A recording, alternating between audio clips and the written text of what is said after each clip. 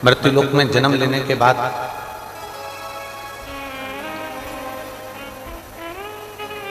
चौरासी लाख योनियों में भ्रमित होते रहे और उसके बाद में जो मनुष्य की देह मिली, मानव का शरीर मिला। इस मानव के शरीर को प्राप्त करने के बाद यदि हमने पृथ्वी पर आने के बाद भगवान शंकर की शिव भक्ति नहीं करी, मान लो हमारा जन्म तो हो गया, हम आ भी गए इस मृत्युलोक में, हमारा जन्म भी हो गया, पर हमने अगर शिव भक्ति को धारण ही नहीं करा तो फिर हमारा जन्म लेना सार्थक नहीं।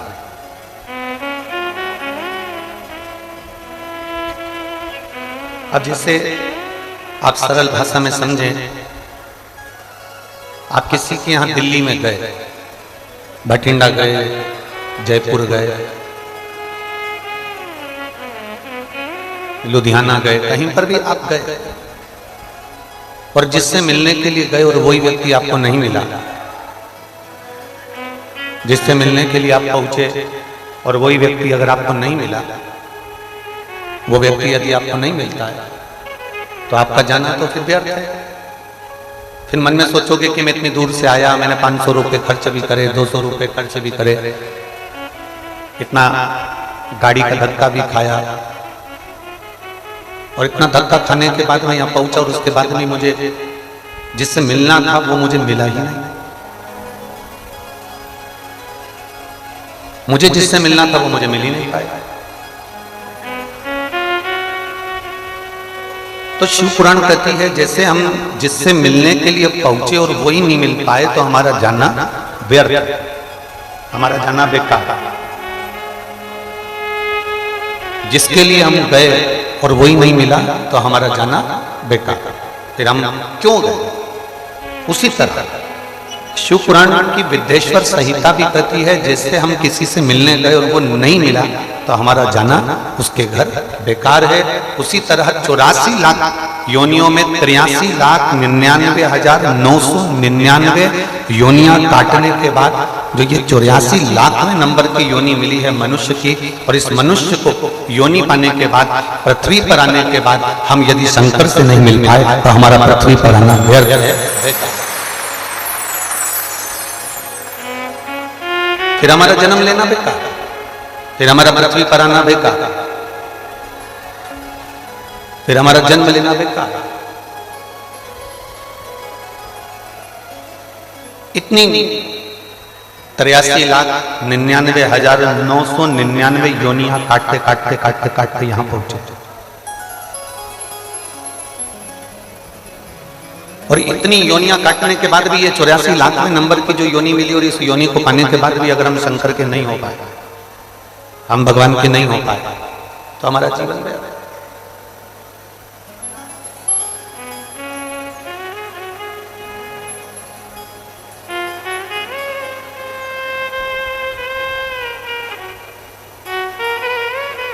अंगद देव जी जो गुरु नानक देव जी कहते थे वो श्री अंगद देव जी भी कहते। गुरु नानक देव जी की वाणी को अंगद देव जी ने भी अपनी भाषा में उसको कहा।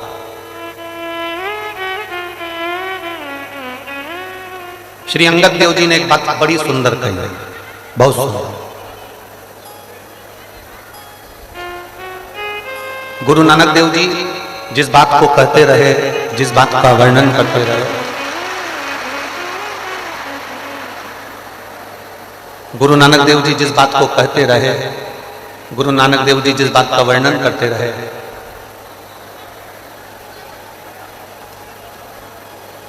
उस बात को श्री अंगद देव जी ने बड़ी सुंदर भाषा में कहा, बड़ी सुंदर भाषा। श्री अंगद देव जी कहते हैं कि जब जंगल में कहीं आग लगती है, जब जंगल में कहीं बहुत अग्नि लग जाती है, जंगल में आग लग जाती है,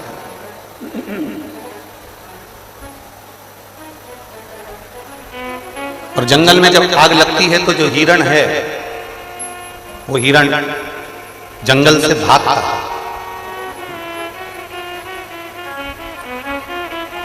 अंगद देव जी कहते हैं कि जो जंगल में आग लगी और आग लगी तो हिरण भागा। हिरण किसी दूसरी ओर नहीं भागता, हिरण भागता है तो जहां नदी है, तालाब है, बावड़ी है, सरोवर है, वहां हिरण भागा। गुरु नानक देव जी के शब्द को, गुरु नानक देव जी की वाणी को श्री अंगद देव जी कहते हैं कि हिरण जंगल में आग लगने पर भाग रहा है और भागते भागते भागते भागते पानी को ढूंढ रहा है। वो पानी के करीब में जा रहा है, पानी को ढूंढ, और फिर वो जब पानी के करीब में पहुंच जाता है, पानी के पास में पहुंच जाता है, तो हिरण को संतुष्टि हो जाती है कि अब मैं जंगल में कितनी भी आग लगी हो, मैं पानी के करीब में आ गया हूं, अब मुझे तकलीफ नहीं होगी क्योंकि मेरे नजदीक में पानी है, मेरे नजदीक में पानी है, अब मुझे तकलीफ नहीं होगी। श्री अंगद देव जी कहते हैं कि हिरण आग लगने पर पानी को ढूंढता है, पानी की ओर जाता है। उसी तरह अंगद देव जी कहते हैं गुरु नानक देव जी की वाणी को कि जब भीतर अहंकार की अग्नि लगी हो, क्रोध की अग्नि लगी हो, वासना की अग्नि लगी हो, तृष्णा की अग्नि लगी हो, तो श्री अंगद देव जी कहते हैं उस समय पर हमको संत की, गुरु की वाणी को ढूंढना चाहिए और गुरु के पास जाना चाहिए। कहीं हमें शिव पुराण की वाणी को ढूंढ लेना है, कहीं गुरु नानक देव जी की वाणी को ढूंढ लेना है, कहीं नामदेव जी महाराज की वाणी को ढूंढ लेना है, कहीं संतों की वाणी को ढूंढ लेना है, कहीं सदगुरु की वाणी को ढूंढ लेना है। जब हम किसी सदगुरु, संत, साधु, सन्यासी, तपस्वी, साधक, उपासक के करीब में चले जाते हैं तो हमको फिर भय नहीं। तारा बाबा जी की कुटिया में कथा चल रही है, करवाने वाले कौन है? तारा बाबा। आयोजक कौन है? तारा बाबा। करवा कौन रहे हैं? तारा बाबा। किसके घर में बैठे हो? बोलते जाओ जम के, तारा बाबा। रोटी किसकी खा रहे हो यहाँ 7 दिन रहकर? तारा बाबा। ठीक है, अब जरा विचार करिएगा, आयोजक भी वही है, करा भी वही रहा है, खिला भी वही रहा, पर प्रस्तुति हमारी दिखम रहे हैं, वो दिखता नहीं है।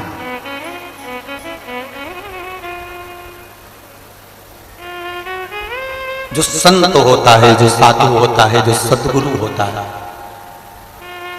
वो सम्मुख में नहीं आता, वो पीछे से टेका लगाकर कह देता है कि लो जाओ, तुम्हारा ये काम हो जाए, जाओ तुम पहुंचो, तुम्हारा ये कार्य हो जाए। कभी तुम्हारे सामने आकर तुमको भरकर 2-4 लाख रुपए कोई गुरु नहीं देगा। बहुत अच्छे से सुन लेना जरा, बहुत समझदारी की कथा है। कोई गुरु, कोई संत, कोई साधु, कोई सन्यासी, कोई तपस्वी, कोई साधक, कोई उपासक अपनी तिजोरी में से 2-4 लाख रुपए निकालकर तुमको कभी नहीं देगा, कभी भी नहीं देगा। क्यों? क्योंकि गुरु, संत, साधु तुमको भिखारी नहीं बनाना चाहता, वो तुम्हें मेहनत करना सिखाएगा और मार्ग बता देगा कि वहां चल। तुम सेठ बन जा, तो यहां से बठिंडा चले जाना, तू यहाँ से दिल्ली चले जाना, तू यहाँ से नोएडा चले जाना, तू यहाँ से गुड़गांव चले जाना, तो लुधियाना चले जाना, तो जयपुर चले जाना, वहां जाकर ये कर लेना। गुरु कभी अपनी तिजोरी में से धन नहीं देगा, कभी भी, क्योंकि दे देगा तो तुम्हें लालच बढ़ जाएगा, फिर तुम कुछ काम करने के लायक नहीं बचोगे। अगर उसने धन दे दिया ना तो तुम किसी काम के नहीं बचोगे, किसी काम के नहीं।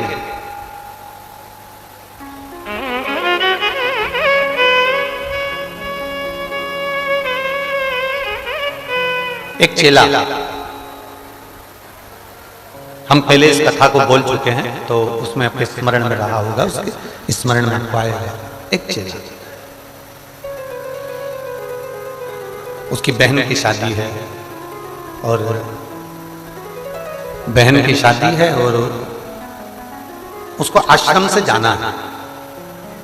अब गुरु जी से कैसे कहे कि मेरी बहन की शादी है फिर भी उसने मन करा कि मैं अपने गुरुजी से यह कह देता हूं कि मेरी बहन की शादी। गुरुजी के पास में इतनी सारी प्रॉपर्टी है, गुरुजी के पास में इतना बड़ा मठ बना हुआ है, इतना बड़ा आश्रम बना है, तो गुरुजी मेरी बहन की शादी में 2-4 लाख रुपए, 25-50 हजार रुपए दे दे। शिष्य ने गुरुजी से कह दिया, गुरुजी मेरी बहन की शादी है, मैं कुछ दिन के लिए जा रहा हूं, चले जाऊं? गुरुजी ने कहा, जा चले। गुरुजी हम बहुत गरीब हैं, हमारी परिस्थिति ठीक नहीं है, हमारी परिस्थिति ठीक नहीं है, चले जाओ। जा चल जा। गुरुजी लड़के वालों ने डिमांड भी बहुत करी है, पर हमारी इतनी औकात नहीं है। गुरुजी ने कहा, ठीक है चले। अब शिष्य ने कितनी बात घुमा घुमा कर गुरुजी को बताई, पर गुरुजी ने एक बार भी नहीं किया कि अंदर से तिजोरी खोल के 5-50 हजार रुपए दे दो, चले जा। नहीं। अब वो जाने लगा तो गुरुजी ने आवाज लगा कर कहा, सुन, सामने झोला रखा है, उस झोले में 5 किलो अनार रखे हैं। अब चेले ने सोचा, माथा भड़ी को अनार को क्या क्या, शादी में अनार का क्या काम है? झोले में अनार रखे हैं, वो लेकर चली जा तेरी बहन की शादी में। अब गुरु ने उसको अनार दे दिया।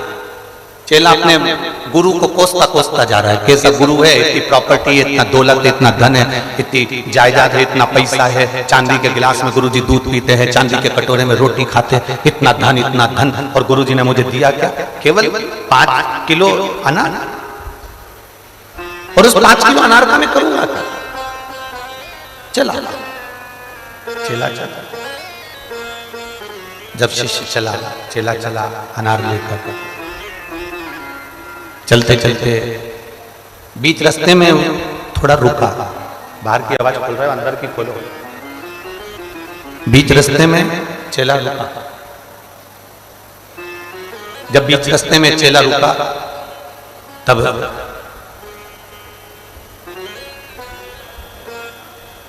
एक राजा बीमार पड़ गया था। और राजा जब बीमार पड़ा तो वेद जी ने उसको देखा था, डॉक्टर ने उसको देखा था, और वेद जी ने कहा था कि इसको जो दवा दी जाएगी वो दवा अनार के रस में दी जाएगी। इसको जो दवा देना है वो अनार के रस में देना, अनार के रस। राजा ने अपने नगर में अनार दिखवाया, पर अनार मिला। राजा ने सब दूर खबर पहुंचाई कि कहीं अनार मिले तो देखो, उसमें मुझे दवा लेना, उसमें मुझे औषधि लेना। अनार नहीं मिला। दूत ढूंढते ढूंढते राजा के सैनिक जंगल में पहुंच गए। जंगल में ये व्यक्ति सो रहा था, शिष्य सो रहा था, और उसके पास में झोले में अनार रखे थे, और उसने वो अनार लेना चाहा, उसने वो अनार मांगा। शिष्य ने कहा, ये मेरे गुरुजी ने दिया है, मेरी बहन की शादी के लिए गिफ्ट है। अरे राजा बीमार पड़ा है, लाओ ये हमको दो। नहीं, ये मेरी बहन की शादी के लिए गुरुजी ने गिफ्ट दिया है, मैं नहीं दे सकता। राजा के सैनिकों ने उससे अनार लिए, राजा को दिए, दवाई ली, राजा ठीक हो गया। राजा ने कहा, अनार कहां से लाए थे? कहा, एक लड़का था, बहन की शादी में जा रहा था, ये अनार उसके पास मिले। राजा ने कहा, उसको पकड़ कर लाओ। शिष्य को पकड़ कर लेकर आए, राजा के सामने लाकर खड़ा करा। राजा ने कहा, आपके अनार से मेरी बीमारी ठीक हुई है, आपके अनार से मेरा रोग ठीक हुआ है, आप चिंता मत करो। आपके अनार ने और आपने मेरे पुत्र जैसा काम किया है, इसलिए अब आपकी बहन नहीं, इस राजघराने की बेटी है, उसकी शादी मैं करूंगा, उसकी शादी मैं करूंगा। गुरु ने 1 रुपया नहीं दिया, 1 रुपया गुरु नहीं देता। आज असली गुरु, असली संत, असली जो महात्मा होगा वो तुमको रुपया कभी नहीं देगा, कुछ ऐसा कर देगा। अब वो राजा ने उस लड़के को अपना बेटा बनाकर राजकुमार बनाकर रखा, उसकी बहन की शादी राजकुमारी जैसी करी, हीरा पन्ना सोना चांदी रतन आभूषण में पूर दिया। क्योंकि वो अनार नहीं थे, गुरुजी पर अगर भरोसा कर कर लेकर गए हो कि गुरु ने दिया है, गुरु ने दिया, ये कम ना दिया। लोग कहते हैं गुरुजी के पास इतना है, गुरुजी देते क्यों नहीं? गुरुजी के पास इतना है, गुरुजी देते क्यों नहीं?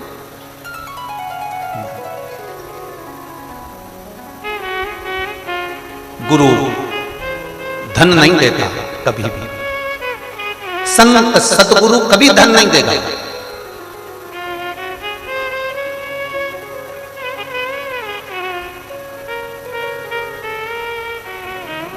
गोपाल जी हमारे पास में भी लोग आते हैं ना यहाँ पर, ये आप इनसे पूछना, हमने कई बार हमारी व्यासपीठ से बात कही है, आप लोगों के स्मरण में होगी कि व्यासपीठ पे दर्शन करने आओ तो यहाँ कोई भेंट नहीं चढ़ाना दर्शन करते से।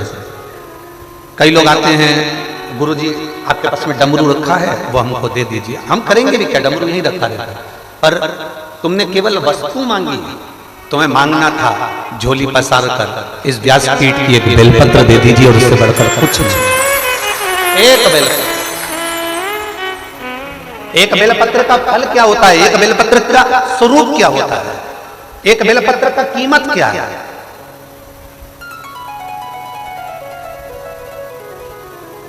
जिसने शिव पुराण नहीं सुनी ना वो बेलपत्र को नहीं समझ सकता।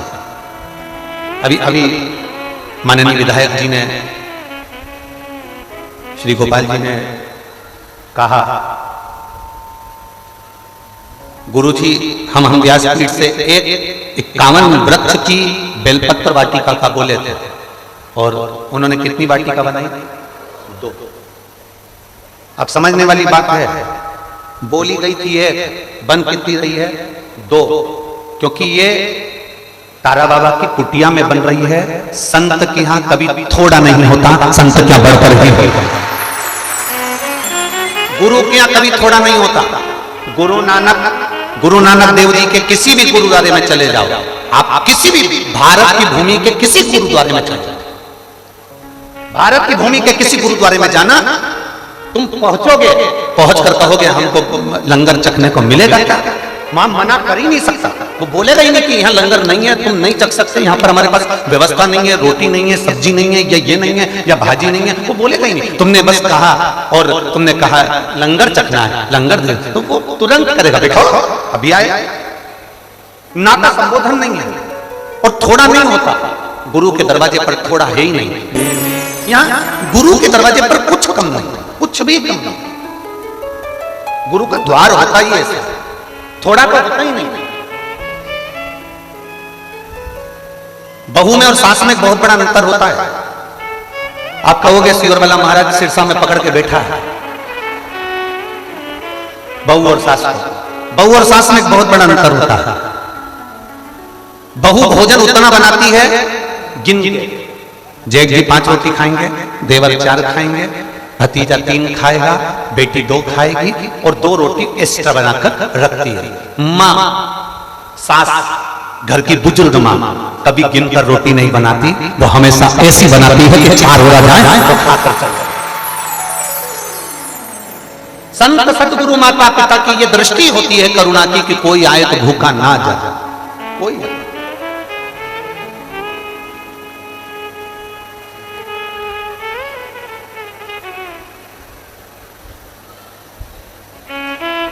जो दिल से पुकारता है वो दिल से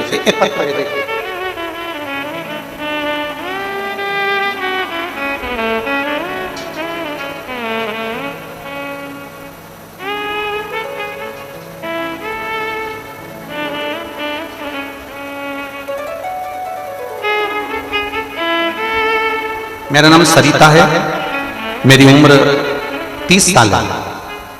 मैं छापरोली जिला बागपत उत्तर प्रदेश की रहने वाली हूं। कहीं बैठी हूं आप यहाँ? श्री शिवाय नमस्ते। मेरा नाम सरिता है, मेरी उम्र 30 साल है। मैं छापरोली जिला बागपत उत्तर प्रदेश की रहने वाली हूं। गुरुदेव, मैं बाबा का क्या वर्णन करूं?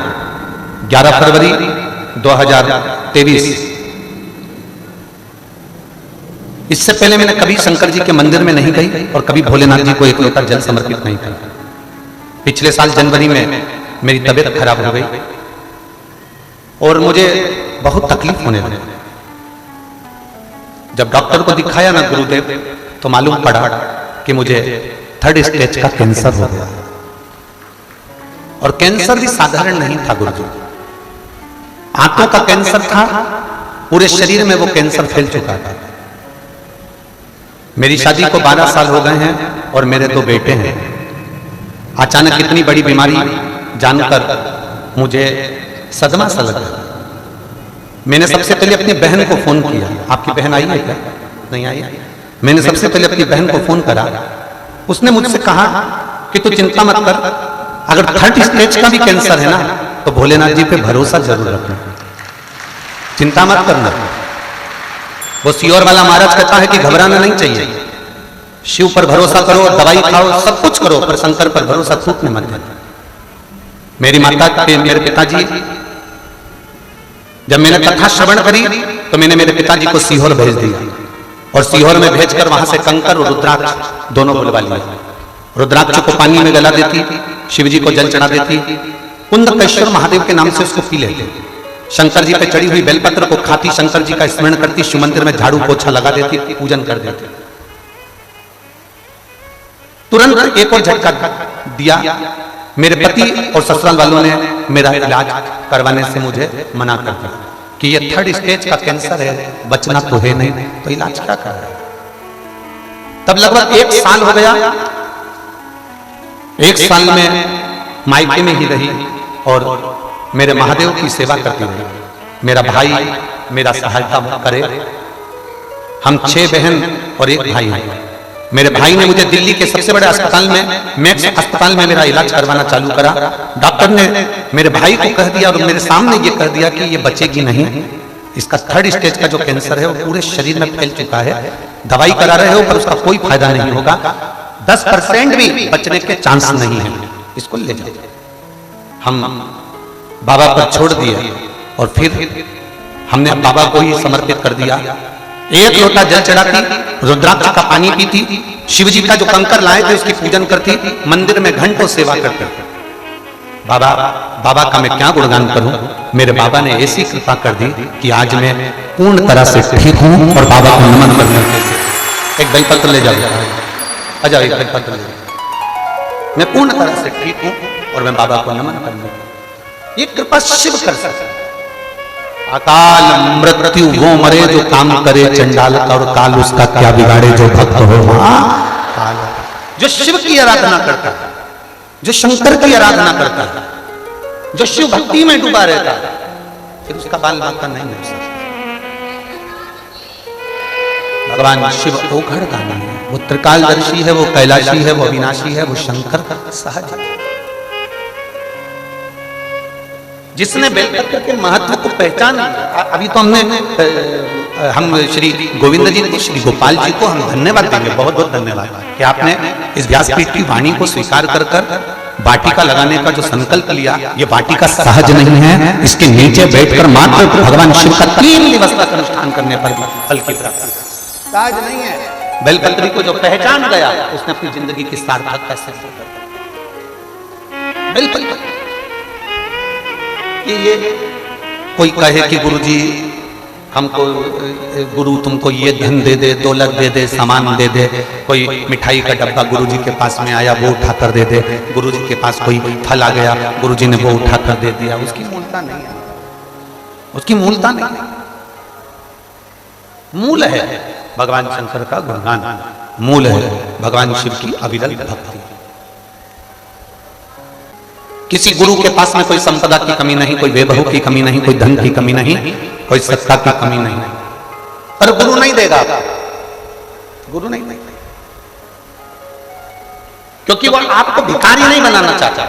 धन दे देगा, थोड़े दिन चलेगा, फिर आप मांगने आ जाओगे, गुरुजी बहुत दुखी हूं, गुरुजी फिर दे देंगे, तुम फिर मांगने आ जाओगे। गुरु भिखारी नहीं बनाना चाहता, गुरु भिक्षुक नहीं बनाना चाहता। मेरा शंकर भी ऐसा है, मेरा शिव भी ऐसा।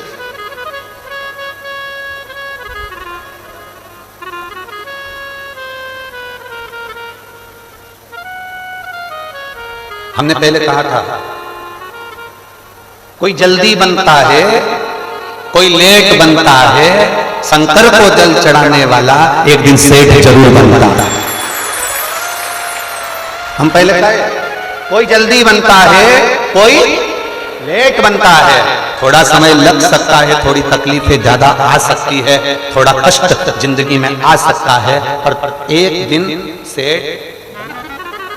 अब किसी ने कहा कि वो तो खुद वीराने में रहता है, तारा बाबा को देखो, अभी अभी तो ये कुटिया बड़ी बन गई, पर तारा बाबा की जो कुटिया है जिसके अंदर वो रहते थे, अंदर जाके तुम कभी दर्शन किए होंगे। टाट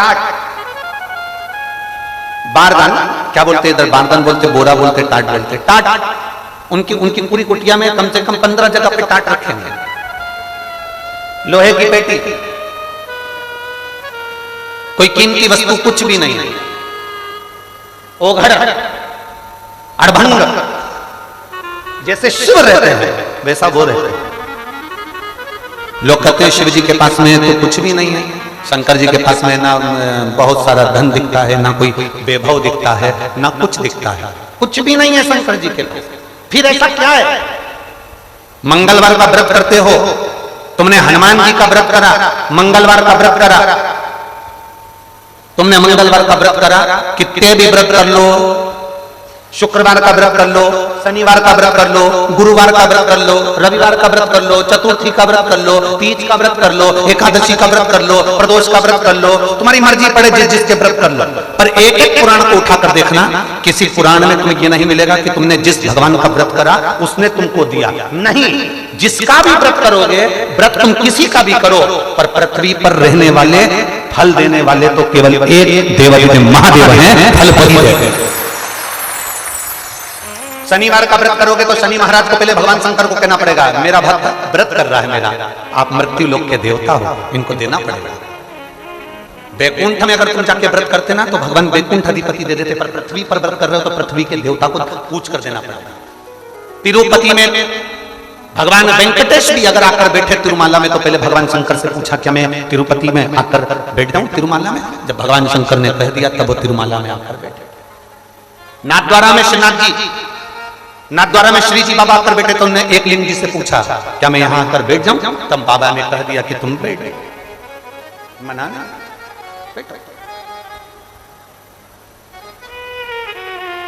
तुम किसी का भी व्रत करो, तुम्हारी मर्जी पड़े उसका व्रत करो, तुम्हारी मर्जी पड़े जिसका व्रत करो, तुम्हारा जो मन पड़े उसका व्रत करो, पर फल जिसका तुम व्रत कर रहे हो वो फल नहीं देते, शंकर भगवान को देना पड़ता है देवताओं के कहने पर कि इसने व्रत किया, इसको फल देना।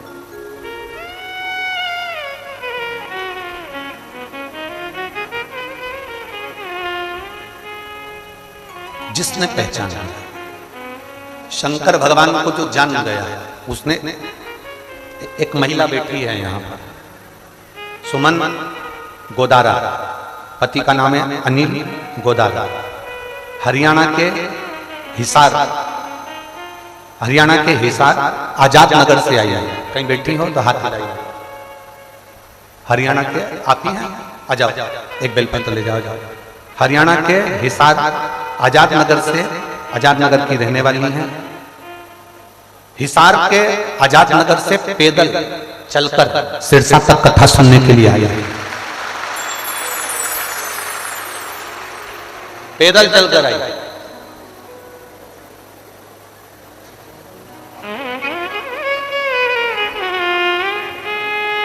एक महीने से अन्न का दाना नहीं खाया इस महिला ने, एक महीने से अन्न को ग्रहण नहीं किया, एक महीना हुआ। केवल बाबा के भरोसे चलकर कुछ बाबा से विनती करी थी, उसने स्वीकार कर ली, कथा सुनने के लिए दिल से, कहीं नजदीक में हो और मैं जाऊं। गोपाल जी, कई पत्रों में ऐसा लिखा है लोगों ने, ये भक्तों ने, कि कई माताओं ने पत्रों में लिखा है कि कई माताओं ने पशुपति व्रत सिरसा में कथा हो जाए उसके लिए भी करे। कई माताओं ने पशुपति व्रत कि सिरसा में कथा हो।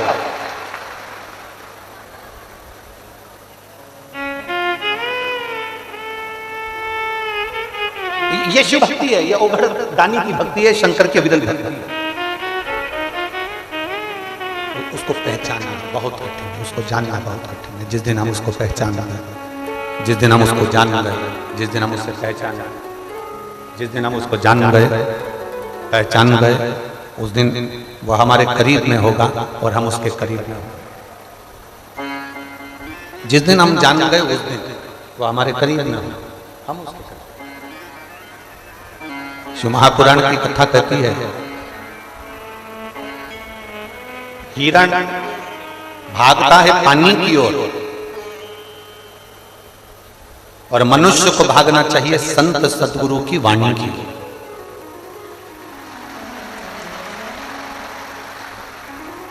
अब हम आपसे पूछें, चाकू, खंजर, तलवार, तीर, बंदूक की गोली और वाणी, फिर से समझ लीजिए, चाकू, तलवार, खंजर, गुप्ती, तीर, बंदूक की गोली और वाणी, इनमें सबसे ज्यादा गहरी चोट कौन करता? जम के बोलो जरा। वाणी। चाकू से जो घाव हुआ वो भरा सकता है, गोली से जो घाव हुआ वो भरा सकता है, तलवार से जो घाव हुआ वो भरा सकता है, तीर से जो घाव हुआ वो भरा सकता है, खंजर से जो घाव हुआ वो भरा सकता है, पर वाणी से जो घाव होता है वो मरते दम तक नहीं भरा। वाणी का घाव मरते दम तक नहीं भरा था, आखिरी समय तक भी। सामने वाले व्यक्ति ने तुम्हें बचपन में भी अगर चोट करी है, तुमको धोखा दिया है, तुम्हें तकलीफ दी है, तुम्हें कष्ट दिया है, तो जब तुम्हारे सामने वो आएगा तब तुमको लगेगा कि इसने मुझे ऐसा करा। भले अच्छे से मिल रहे हो, अच्छे से जुल रहे हो, सब बात हो रही है, सब कुछ हो रहा है, परंतु फिर भी उसकी वाणी का तुम्हें स्मरण आता ही है। वाणी बड़ी विचित्र है।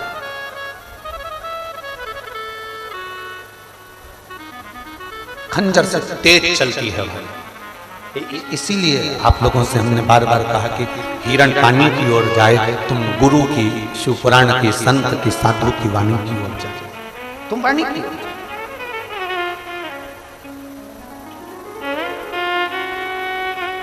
जब भगवान देवदेव महादेव का माता पार्वती जी के साथ में विवाह हुआ, शिव जी का जब माता पार्वती जी के साथ में शादी हुआ,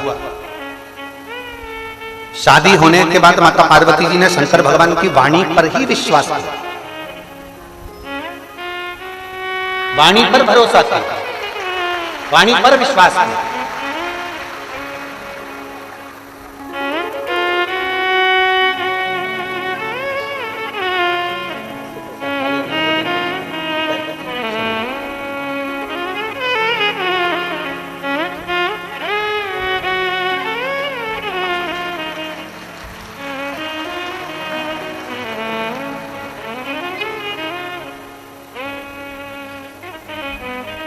शिव की वाणी का भरोसा बड़ा प्रबल है, और जिसने शंकर की वाणी का भरोसा रखा है,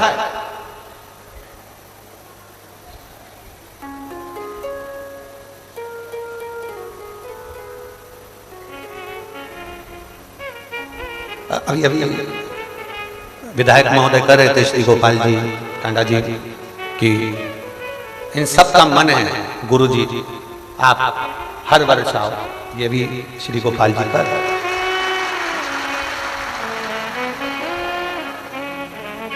हमारा और तुम्हारा कोई बैर नहीं है, हो कोई हमारी तुम्हारी दुश्मनी नहीं है कि हम नहीं है, पर हमने एक बात अपने जीवन में हमेशा उतारी है, वो आज भी कहता है, आहों में असर होगा, घर बैठे बुला लेंगे। आप भगवान शंकर की भक्ति करो, भजन करो, कीर्तन करो, स्मरण करो, शिव जी को एक लोटा जल चढ़ाते रहो। जितने बाबा की कुटिया में बैठे और जितने आस्था चैनल पर कथा सुन रहे हो, जितने फेसबुक यूट्यूब पर कथा सुन रहे हो, जितने तारा बाबा की कुटिया में कथा सुन रहे हैं, जितने रोड पर, कल कोई ने एक लेटर भेजा था, उस लेटर में लिखकर भेजा था कि जितने तारा बाबा की कुटिया के अंदर हैं, उतने गोविंद जी ने बाहर रोड पे बड़े बड़े माइक लगा रखे हैं, दुकानों के अंदर भी लोग बैठे हैं, दुकानों के अंदर भी बैठे हुए हैं। तो जितने रोड पर बैठे हैं, जितने तारा बाबा की कुटिया में बैठे हैं, जितने आस्था चैनल पर कथा सुन रहे हैं, जितने फेसबुक यूट्यूब पर कथा सुन रहे हैं, इतना ध्यान रखना, तुम्हारा विश्वास जब जड़ी होगा, तुम्हारा विश्वास जब पक्का होगा, और मेरा भोलेनाथ तुम सबकी झोली जब जब भर देगा, तो अगले साल हो सकता है फिर बुला लेगा। विश्वास की दृढ़ता होना, विश्वास की दृढ़ता हो। मालूम पड़े हम इस बार कथा के कर चले जाएं और तुम्हारी झोली खुशियों से ना भरावे, तो तुम अगले साल कथा में आओगे? अरे बोलो तो जम के नहीं। इसलिए मेरे भोले बाबा से इतना निवेदन जरूर करूंगा कि जितने आए हो इतना भर देना, इतना भर देना, इतना भर देना कि अगले बार फिर आके यहाँ बैठे। एक बेटी है जो भटिंडा में आई थी, एक भटिंडा वाली कोई बेटी दिख गई। श्री शिवाय नमस्ते। मैं मंडी गोविंदगढ़ पंजाब की रहने वाली हूँ। मेरा मोबाइल नंबर यह है। बाबा के चरणों को नमन करती हूँ। श्री गोपाल जी को, गोविंद जी को साधुवाद देती हूँ, धन्यवाद देती हूँ, जिन्होंने हमारे भाग्य को चमकाने के लिए शिव पुराण की कथा को करवाया। साधुता एक लोटा जल का मैं वर्णन करना चाहती हूँ। मेरा भोले बाबा कोई साधारण नहीं है। मेरे ओघरदानी ने ऐसी कृपा कर दी। मेरी बेटी का नाम तन्वी गोयल है। उसने नीट का एमबीबीएस की तैयारी के लिए कोचिंग लेनी थी, परंतु हमारे पास में इतना पैसा नहीं था। पारिवारिक स्थिति ऐसी नहीं है गुरुदेव कि कहीं से धन की व्यवस्था हो सके। तब आपके मुख से हमने कथा में सुना था, शिव महापुराण की कथा में पंडाल में शंकर के आयु हुए भक्त को मौका मिल जाए तो एक जरा सा मुख झूठा जरूर करा देना। बन सके तो अपनी बोतल का पानी पिला दो, चाहे अपने घर से कुछ लाए हो वो खिला दो, पर उसको खिलाना जाए, मुख झूठा जरूर करा। हमारे पास में इतना नहीं था। हम भटिंडा की कथा में पहुंचे और हम केवल थोड़े से बिस्कुट के पैकेट लेकर हम वहां पहुंचे और हमने वो बिस्कुट का पैकेट वहां पर खिलाया। हमको नहीं मालूम था कि मेरा बाबा इतनी जल्दी कृपा कर देता है और इतनी दया कर देता है। गुरुदेव जिस समय पर हमारी कोई औकात ही नहीं थी, मेरे भोलेनाथ ने ऐसी कृपा कर दी कि बिना 1 रुपए के दिए मेरी बेटी का नीट एमबीबीएस का कोचिंग और पूरा चीजें उसकी क्लियर हो गई। बाबा आप तो कह जाते हो कि पंडाल में बैठकर कथा सुनने वाला खाली नहीं जाता, पर हमको लगता है आपकी वाणी को शंकर स्वीकार करता है। इसलिए हमारे पास में इतना भी नहीं था कि हम बच्चों को अच्छे से एजुकेशन कराते। भटिंडा की कथा और सिरसा की कथा में कोई अंतर नहीं है गुरुदेव, केवल 1-1.5 महीने का अंतर है। पर 1 महीने के अंदर मुंह झूठा कराने का फल होता है। कोई मुझसे पूछे, आज बाबा की कृपा से 20-20, 25-25 लाख भी बाबा मुझे प्रदान कर रहा है और मुझे कोई कमी नहीं। मैं बाबा को धन्यवाद देने के लिए, ये शिव तत्व बड़ी है। ऐसा हाथ हिला दो देने के बाद। श्री शिवाय नमस्ते।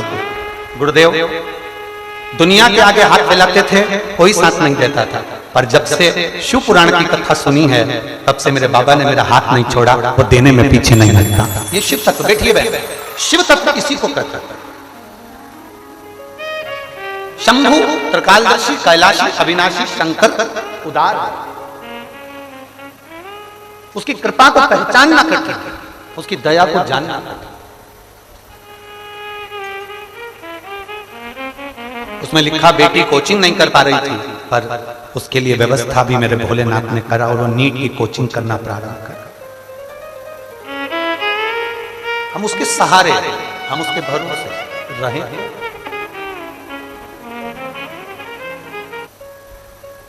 आप केवल शिव महापुराण की कथा को सुनने के लिए नहीं आए,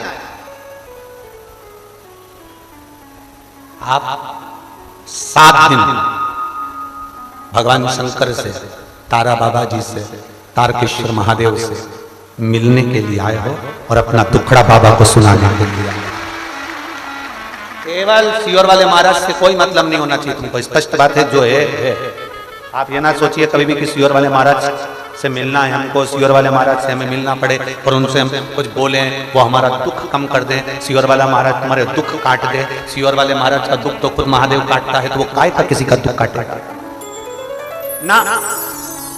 भरोसा शिव जी पर रखें, विश्वास शंकर पर रखें।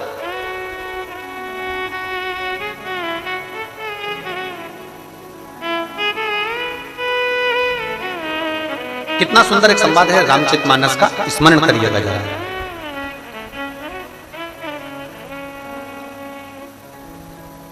रावण को मालूम पड़ा कि भगवान भक्तों को तारते हैं। किसको तारते हैं? जम जम के बोलो जरा, भक्तों। रावण को मालूम पड़ा कि भगवान भक्तों को तारते हैं। रावण छोटा था, उसकी शादी नहीं हुई।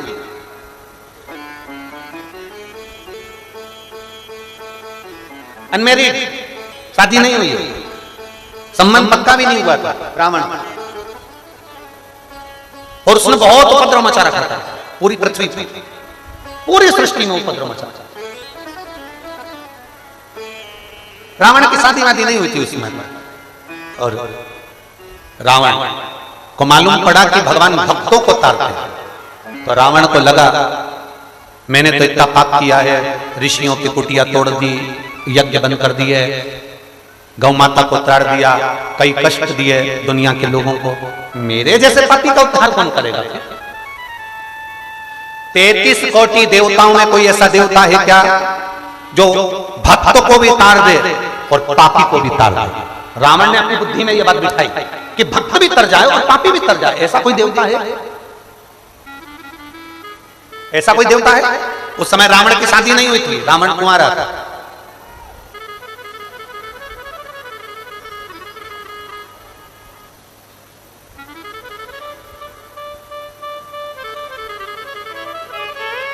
रावण भटकता रहा,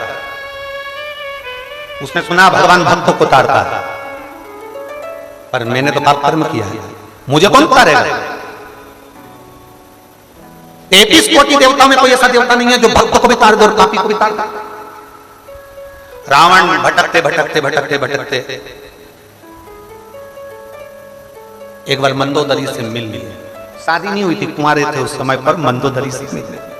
पहली बार मिलना हुआ। मंदोदरी कांटों में से अपने लहंगे को निकाल रही और रावण उसको देखकर ठाके लगाकर हंसा। बहुत तेज रावण के चेहरे पर हंसी थी और मंदोदरी अपना लहंगा निकाल रही, अपना लहंगा कांटों में से निकाला। रावण ने ठाका लगाया, हंसा। मंदोदरी ने घूर कर रावण को देखा, लंकाधिपति लंकेश को देखा। देखते से ही मंदोदरी ने रावण से कहा, आप मुझे कांटों में फंसा हुआ देखकर मुस्कुरा रहे हो,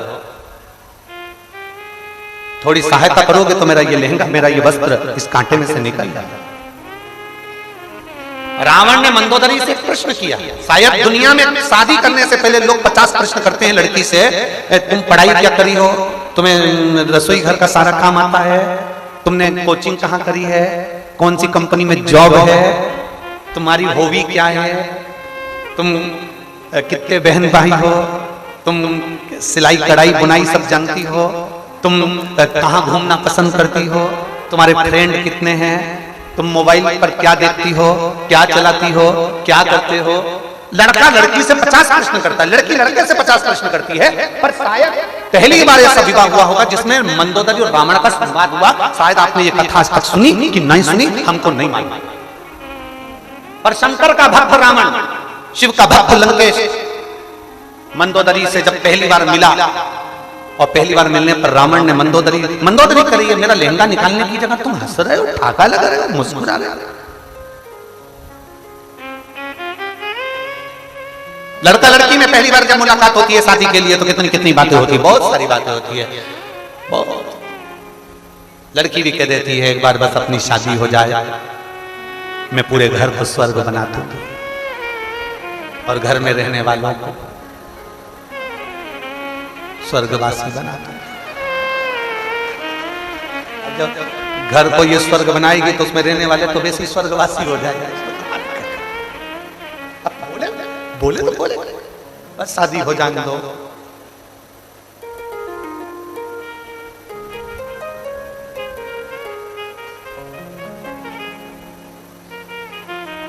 बड़ी विचित्र विचित्र बातें लोग शादी के पहले इतनी बड़ी बड़ी बातें करते, इतनी बड़ी बड़ी बातें, इतनी बड़ी बातें, मैं तुझे राजकुमारी बना के रखूंगा।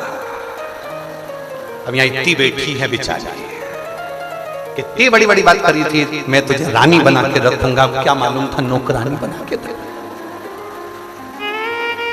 जरा सा पानी गिरता और चिल्ला के दौड़ते, पोछा तो लिया, झाड़ू तो लगा लिया, पोछा तो लगा लिया, फिर ये कह देती है मैं तुम्हारे बाप की नौकरानी। कितनी बड़ी बड़ी बात लोग करते हैं, इतनी बड़ी बात बोलना भी नहीं चाहिए। जैसे हो वैसे बोलो, देखो हम तो ऐसे हैं और ऐसे ही रहेंगे, उसमें क्या है। रावण ने मंदोदरी को देखा, मंदोदरी कर रही है, तुम वस्त्र निकालने की जगह ठाठा लगाकर हंस रहे हो। रावण कहता है मेरा एक प्रश्न है, अगर तुमने उस प्रश्न का उत्तर दे दिया तो मैं तुम्हारा वस्त्र भी निकाल दूंगा और जिंदगी भर तुम्हें अपनी रानी बनाकर रखूंगा और तुम जैसा कहोगी वैसा कर लो। तुम मुझे ऐसा कहोगी वैसा करूंगा। बस एक प्रश्न है, उस प्रश्न का उत्तर दे दीजिए। मंदोदरी का लहंगा कांटे में उलझा हुआ है, रावण मंदोदरी से कह रहे हैं, तो मंदोदरी ने पूछा तुम्हारा प्रश्न क्या है, उत्तर दो, बताओ क्या प्रश्न है। रावण ने कहा मेरा प्रश्न केवल इतना सा है कि मैंने संतों के मुंह से सुना है, ऋषियों के मुंह से सुना है कि भगवान भक्तों को तारता है। कोई ऐसा देवता है जो पतितों को भी तार दे? कोई ऐसा देवता है जो पापी को भी पार उतार दे और भक्तों को भी पार उतार दे? मंदोदरी ने उसी समय मुख से कहा वो केवल एक है, वो कैलाश पर रहने वाला देव महादेव है। इससे पहले रावण कभी शंकर को नहीं भजता था, इससे पहले रावण कभी शिव का स्मरण नहीं करता था, इससे पहले रावण कभी शंकर का स्मरण नहीं करते थे, पर मंदोदरी के मुख से सुना कि वो शिव भक्तों को भी तारता है और वो शिव पापियों को भी पार उतारता है। वो शिव भूत प्रेत पिशाच डाकनी प्रेत सबको पार लगा देता है। वो शिव, वो शंकर, उसको लोग पशुपति नाथ भी कहते हैं, तो पशुओं को भी पार देते हैं।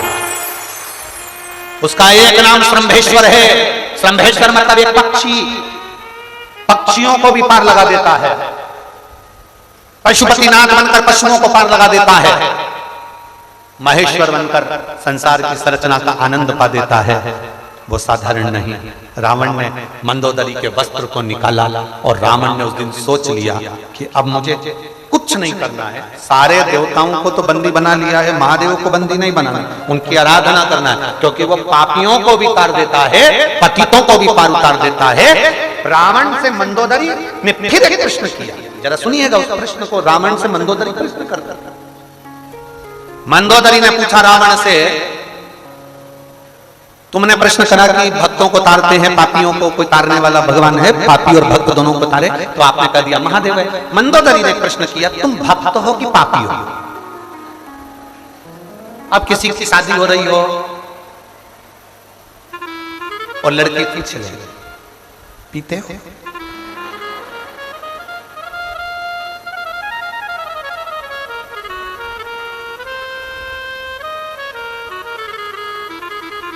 लड़का मुस्कुरा के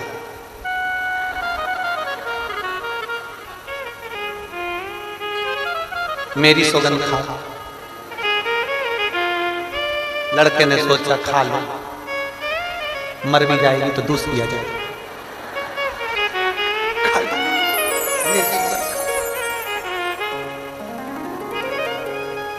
अब मंदोदरी कर रही है कि तुम भक्त हो कि पापी हो? तुम भक्त हो कि पापी हो? रावण कहता है संसार सागर में जितने जन्म लेते हैं वो कौन से पुण्यात्मा होते हैं। मृत्यु लोक में जो जन्म लेता है उसको पृथ्वी पर आकर झूठ बोलना ही पड़ता है, छल करना ही पड़ता है, परिवार को पालने के लिए चलाने के लिए कपट करना ही पड़ता है। इसलिए कोई भक्त नहीं है सब के हृदय में थोड़ा न थोड़ा कोई क्रोध, काम, लोभ, आसक्ति, वासना, तृष्णा, सबके अंदर झूठ, प्रपंच, संसार में जन्म लेने के पास ये रहता ही है। तो संसार में जितने जन्म लेते हैं उसका पाप कर्म तो उसके साथ रहता है। मैं मेरे लिए प्रश्न नहीं कर रहा हूं कि पापी को कौन तार सकता है, मैं तो पूरे पृथ्वी की बात कर रहा हूं कि संसार में रहने वाले मनुष्य से एक ना एक बार मृत्यु लोक में जन्म लेने के बाद पाप होता ही है, उसको तारेगा कौन? तो मंदोदरी ने कह दिया केवल हर समस्या का हल एक लोटा, एक लोटा जल। अब कोई तुम में से कोई कह दे मैं कभी झूठ नहीं बोली।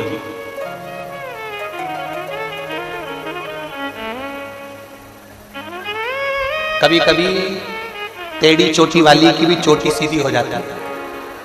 हमने भी देखी वो फिल्म, भला है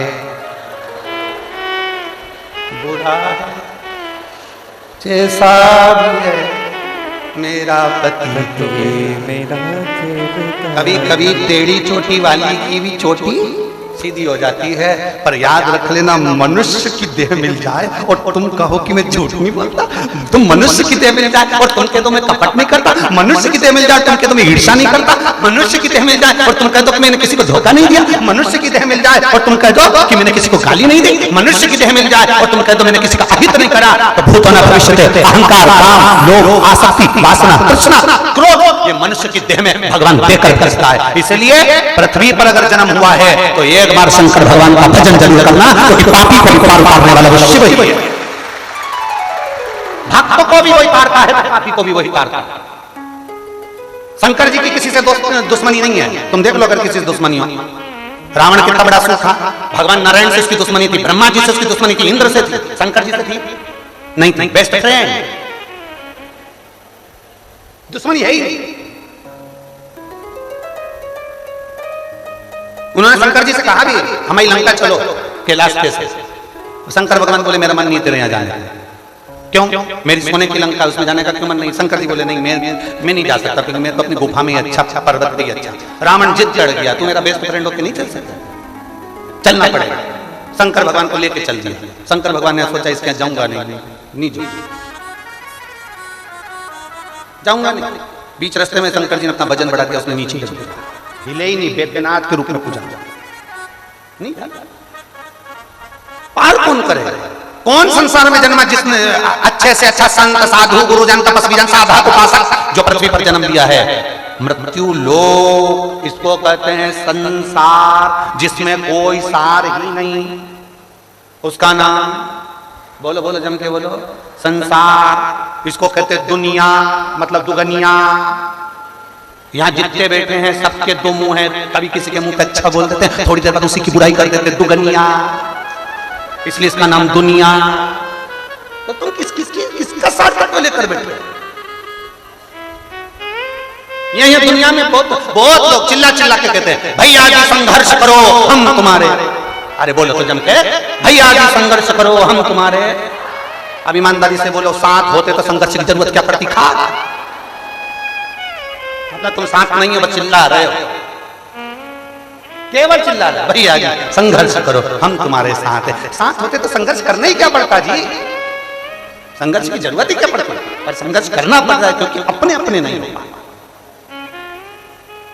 अरे देख लिया संसार हमने, देख लिया सब मतलब के यार हमने, देख लिया झूठा है संसार हमने, देख लिया झूठे नाते झूठे रिश्ते, झूठे नाते झूठे रिश्ते।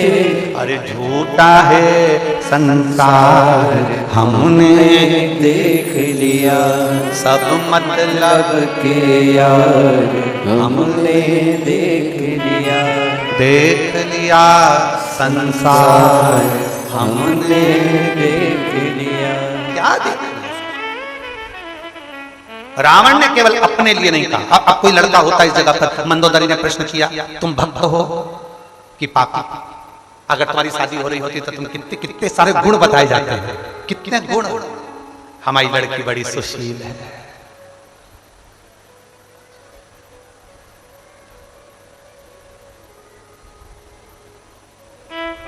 कपड़ा बनाने में हमारी लड़की कपड़ा बनाने में एक नंबर है, समझ जाओ, बहाने बनाने में एक नंबर है। हमारी लड़की सब काम कर लेती है, बेवकूफ भी बना लेती है। हमारी लड़की कभी पार्लर नहीं जाती क्योंकि 24 घंटे पार्लर में बैठी रहती है, आती नहीं। कितनी बात, एक से बढ़कर एक उसके गुण बताए गए। लड़के के भी एक से बढ़कर एक गुण बताए गए। अवगुणों को छुपा लिया गया, गुण प्रस्तुत कर दिए गए। गुण प्रस्तुत है, अवगुण छुपा लिया। रावण अवगुण नहीं छुपा रहा, ये रावण की विद्वत्ता है, ये रावण की महानता। अवगुण नहीं छुपा रहा। रावण से पूछा मंदोदरी ने तुम भक्त हो कि पापी हो? रावण ने कहा मैंने ऋषियों को वरदान कराया, सबके यज्ञशाला को तोड़ दिया, भजन पूजन नहीं होने देते। अब तू अंदाजा लगा ले कौन सी क्वालिटी का, अंदाजा लगा। मंदोदरी ने कहा मतलब तुम पापी हो, तुम पापी हो। रावण मुस्कुराकर कहता है संसार में जो जन्म लिया है, पृथ्वी पर आकर उसने कुछ ना कुछ गलत जरूर किया है। कोई सृष्टि इस चक्र का पहिया भगवान देवाधिदेव महादेव रोक सकते, और केवल वो रुकता कैसे है? आपके शंकर का गुणगान करने से। आप अगर शिव जी के मंदिर जा रहे हो, शंकर की भक्ति कर रहे हो, शिव की भक्ति को अपने हृदय में उतार रहे हो, धारण कर रहे हो, तो समझ लो कि आपका बार बार फिर जन्म नहीं होगा।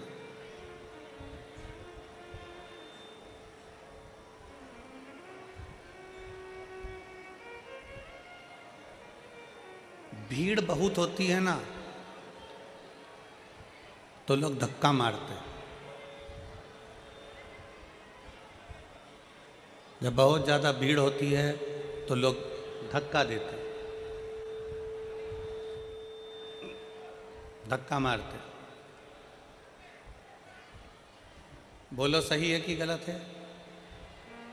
आप बहुत भीड़ है तो लोग आपको धक्का देंगे, धक्का मारेंगे।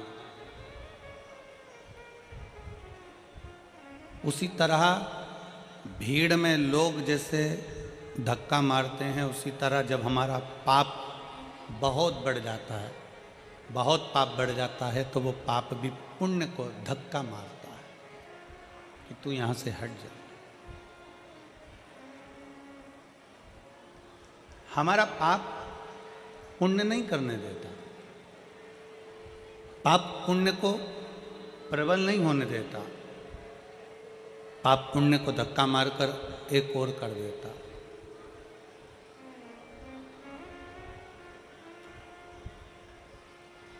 शिव महापुराण की कथा कहती है कि बहुत भीड़ होने पर लोग धक्का देते हैं, उसी तरह पाप भी पुण्य को धक्का देता है कि तू एक और हो जा, इसको पाप करने दे, इसको पाप और बढ़ाने दे। पाप जब बढ़ेगा तो ये अच्छा कर्म अगर करेगा तो इसको भगवान की शरणागति मिल जाएगी, और अगर पाप ही पाप करता रहेगा, बेकार ही बेकार कर्म करता रहेगा, तो फिर भटक जाएगा।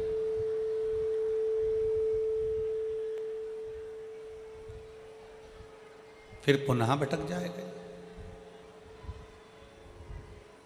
तो शिव महापुराण की कथा कहती है जैसे भीड़ धक्का देती है, बहुत भीड़ होने पर धक्का लगता है, उसी तरह शिव महापुराण की कथा कहती है जब हम भगवान शंकर को एक लोटा जल समर्पित करते हैं, शिव जी की अविरल भक्ति को धारण करते हैं, शंकर भगवान के भजन में हम डूबे रहते हैं, श्री शिवाय नमस्तुभ्यम हम जपते रहते हैं, भगवान शंकर का गुणगान करते रहते हैं, तो भगवान शिव भी हमें उन्नति की ओर बढ़ाने के लिए, आगे बढ़ाने के लिए एक थोड़ा सा धक्का मार ही देते हैं और हम उन्नति की सीढ़ी पर चढ़ ही जाते हैं।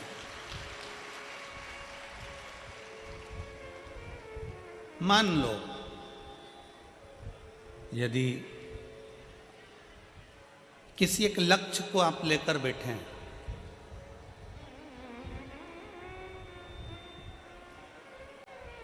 बाबा हमारा ये काम कर देना, बाबा हमारा ये कार्य पूर्ण कर देना, बाबा हमारा ये कार्य पूर्ण कर दीजिए,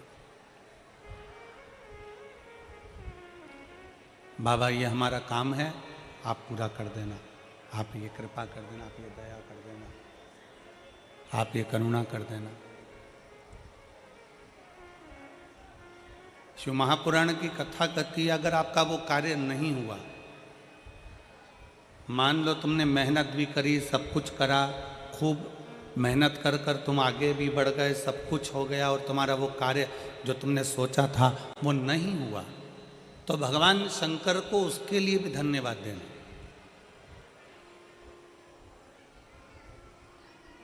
तुम्हारा सोचा हुआ कार्य अगर नहीं हुआ है तो भगवान शंकर को उसके लिए भी धन्यवाद देना कि बाबा हो सकता है कि तूने मेरे लिए और भी कुछ अच्छा सोच कर रखा होगा, इसलिए अभी तूने वो कार्य नहीं होने दिया, आगे चलकर तू जरूर करेगा। हम ये विचार ना करें, हम हमारे मन में ये भाव उत्पन्न ना करें, हमारे मन में ये विचार लेकर ना आए, हमारे मन में हम ये भाव लेकर ना आए कि बाबा ने हमारी नहीं सुनी या बाबा ने हमारे लिए कार्य नहीं किया। ना,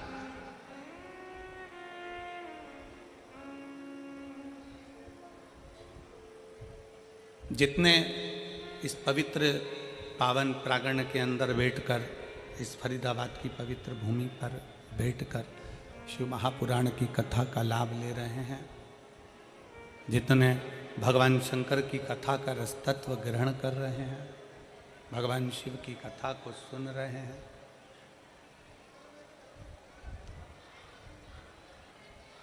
आप अपने मन में एक भाव लेकर आओ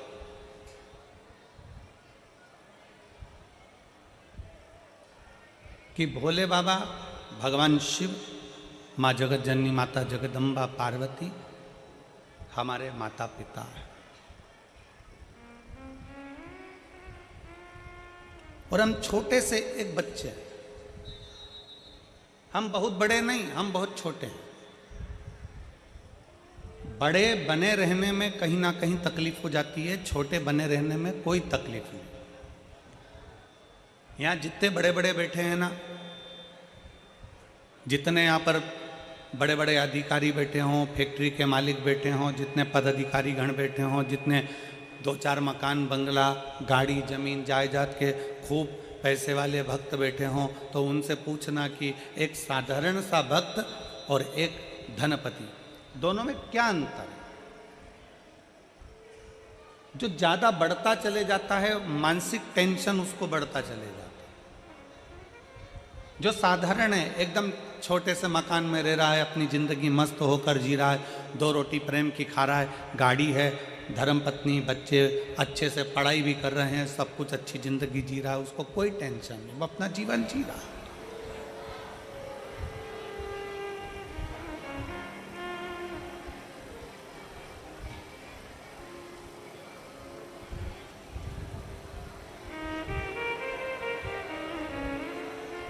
रोड का कितना भी टैक्स जमा कर दो, रोड टैक्स कितना भी जमा कर दो, पर रोड पर रह नहीं सकते। आप लोग जब गाड़ी उठाते हैं, 4 व्हीलर गाड़ी खरीदते हैं, 2 व्हीलर गाड़ी खरीदते हैं या बड़ी कोई गाड़ी खरीदते हैं, तो उसमें रोड का टैक्स जमा होता है। रोड का टैक्स कितना भी जमा कर दो, पर आप रोड पर रह नहीं सकते। आप मकान बनाकर रोड पे नहीं रह सकते। तो आप कहो कि हमने रोड का टैक्स जमा करा, हम तो यहाँ मकान बना के रहेंगे।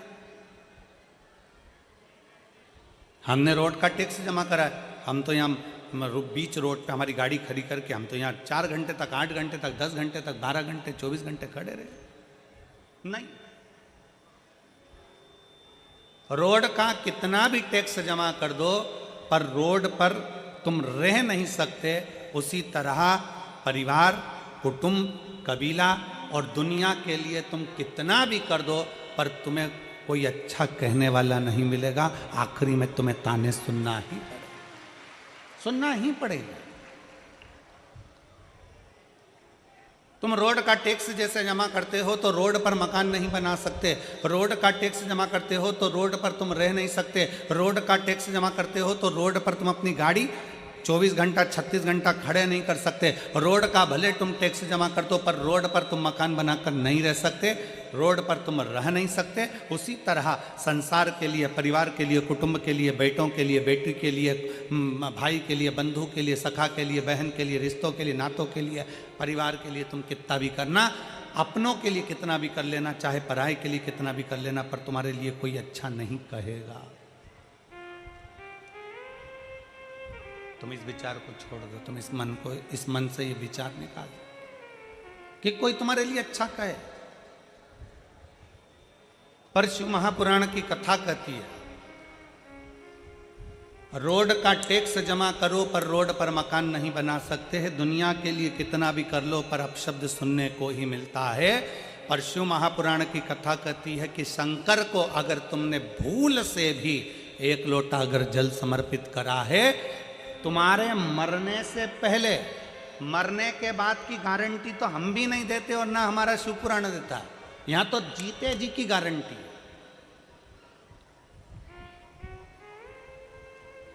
कई लोग कहते हैं कथा सुनोगे तो बैकुंठ चले जाओगे, बैकुंठ में तुम्हारा निवास होगा।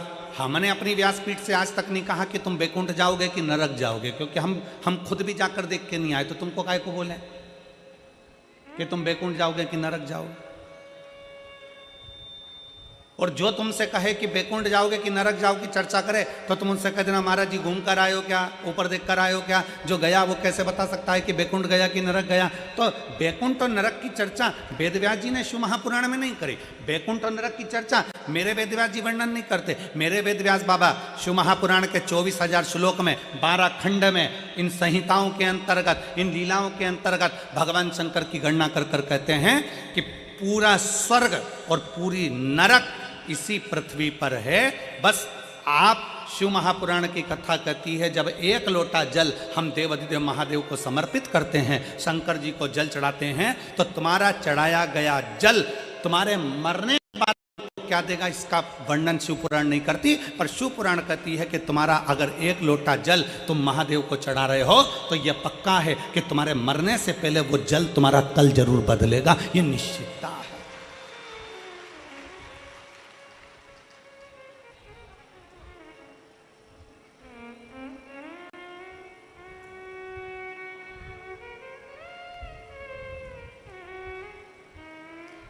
वो जल तुम्हारा कल बदल सकता है।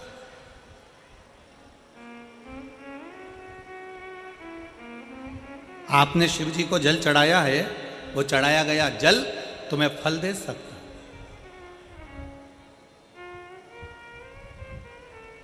पौधे किस किस के यहां लगे हैं? पौधे, गमला, काय का भी पौधा लगा है, लगा तो है तुम्हारे घर में। पौधे जिन जिन के यहां लगे हैं, रोज पानी देते हो कि नहीं देते हो? जम के बोलो जरा, जम के देते हो। फल रोज आते हैं क्या उसमें? जम के बोलो, नहीं। फूल रोज आते हैं क्या उसमें? नहीं। फल भी समय पर आएंगे, फूल भी समय पर आएंगे। कर्तव्य तुम्हारा है कि पौधे में रोज पानी देना है। फल भी आएगा, फूल भी आएगा, समय आएगा तो फल फूल दोनों प्राप्त होंगे। बस पौधे में पानी डाले जाओ तो फल फूल तुम्हें मिलेंगे जरूर। तुमने पानी डालना बंद करा तो फल फूल तुम्हें प्राप्त नहीं होंगे। उसी तरह शंकर पर एक लोटा जल चढ़ाए जाओ, चढ़ाए जाओ, चढ़ाए जाओ, मेरा भोले बाबा उसका फल तुम्हें जरूर देगा। थोड़ा समय लग सकता है, निश्चित समय पर देगा, देगा। थोड़ा समय लग सकता है, थोड़ा समय लगेगा, थोड़ा समय लग सकता है। जल चढ़ाते जाओ, पौधे में जल डाले जाओ, वृक्ष के नीचे पानी चढ़ाए जाओ, फल आएगा। पौधे में जल डाले जाओ, फूल जरूर आएगा। उसी तरह शंकर पे एक लोटा जल चढ़ाए जाओ, प्रतिदिन चढ़ाओ, एक ना एक दिन उसका फल जरूर आएगा और तुम्हारा कल्याण जरूर होगा। चढ़ाएगा।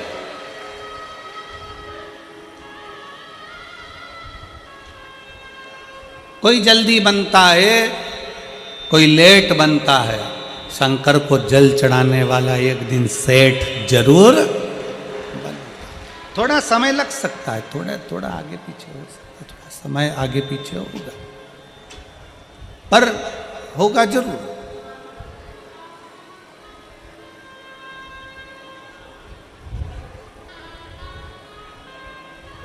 विश्वास है तो शिव है। एक कथा आती है वरकरेश महादेव की। एक कथा आती है वरकरेश्वर महादेव की। और ये वरकरेश्वर महादेव कोई साधारण महादेव नहीं है।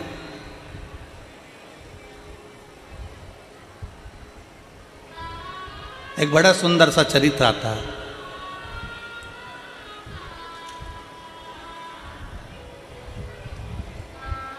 मही सागर संगम।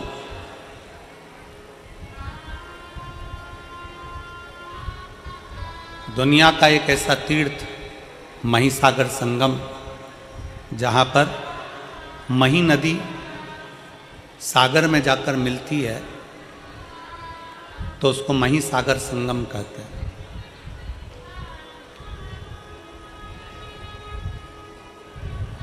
ये वो मही नदी जिसको गंगा, यमुना, सरस्वती, कावेरी, क्षिप्रा, सरयू, मंदाकिनी जब सब बैठकर आपस में चर्चा करती हैं और आपस में बैठकर हरि का गुणगान करती हैं, तो मही नदी को प्रकट कर लेती। ये मही नदी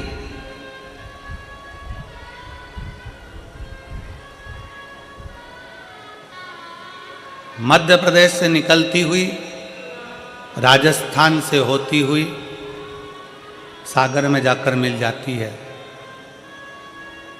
सागर में पहुंच जाती है। जहां पर सागर से उसका संगम हुआ है उसे महिसागर कहते हैं, महिसागर संगम। एक ऐसा तीर्थ जहां भगवान शंकर के 4 शिवलिंग विराजमान है, जिसमें से एक स्वयं षडानंद कार्तिकेय जी, जिसको स्थापित करिए स्तंभेश्वर शिव महाराज भगवान शंकर। दूसरा कल कथा सुन रहे थे काल भीति की, एक शिवलिंग काल भीति ने प्रकट किया वहां पर महाकाल के।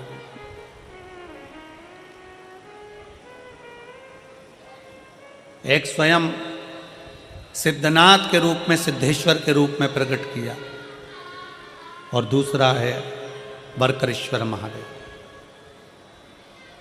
कभी जिंदगी में अगर मौका मिले तो मही संगम एक बार जरूर जाएं और मही संगम का दर्शन करें।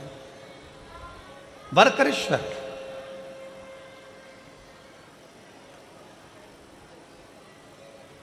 गुजरात की पवित्र भूमि पर जाकर ये मही नदी सागर में जाकर समाहित होती है। ऐसा पवित्र भूमि है वहां महिसागर। महिसागर संगम का ये पवित्र संवाद बरकरेश्वर महादेव का एक बड़ा सुंदर चरित्र वर्णन आता है। एक भटकती भटकती एक बकरी भटकती इस पवित्र महिसागर संगम के पास पहुंच जाती है। अब चींटी को नहीं मालूम है कि मथुरा कौन सा है, कि वृंदावन कौन सा है, कि काशी कौन सा है, कि द्वारका कौन सा है, कि जगन्नाथ कौन सा है, कि बद्रीनाथ कौन सा है, कि केदारनाथ कौन सा है, कि रामेश्वरम कौन सा है। ये चींटी को नहीं मालूम, पक्षी को नहीं मालूम कि कहाँ द्वारका है, कहाँ जगन्नाथ है, कहाँ काशी है, कहाँ मथुरा है।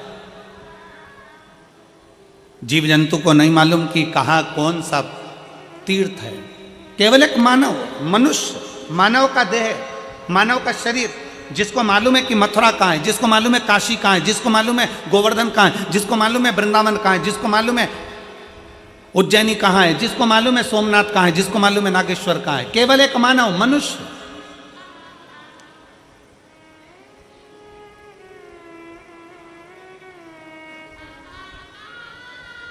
कभी तुमने कहीं सुना है, लाखों की संख्या में आप लोग बैठे हो और लाखों करोड़ों की संख्या में आस्था चैनल पर लोग इस कथा को श्रवण कर रहे हैं, शिव भक्त इस कथा को सुन रहे हैं, और लाखों की संख्या में लोग इसको फेसबुक यूट्यूब पर कथा श्रवण कर रहे हैं। 5 दिन की ये फरीदाबाद की शिव महापुराण की कथा, लाखों करोड़ों भक्त देश में और विदेश में बैठकर इस कथा को सुन रहे हैं। कभी किसी ने सुना कि गाय को ले जाकर तीर्थ कराओ, कभी किसी ने सुना चींटी को ले जाकर तीर्थ कराओ, कभी किसी ने सुना कि कुत्ते को ले जाकर तीर्थ का स्नान कराओ, कभी किसी ने सुना पशु को ले जाकर तीर्थ का स्नान कराओ, कभी किसी ने सुना कि पक्षी को तीर्थ का स्नान कराओ।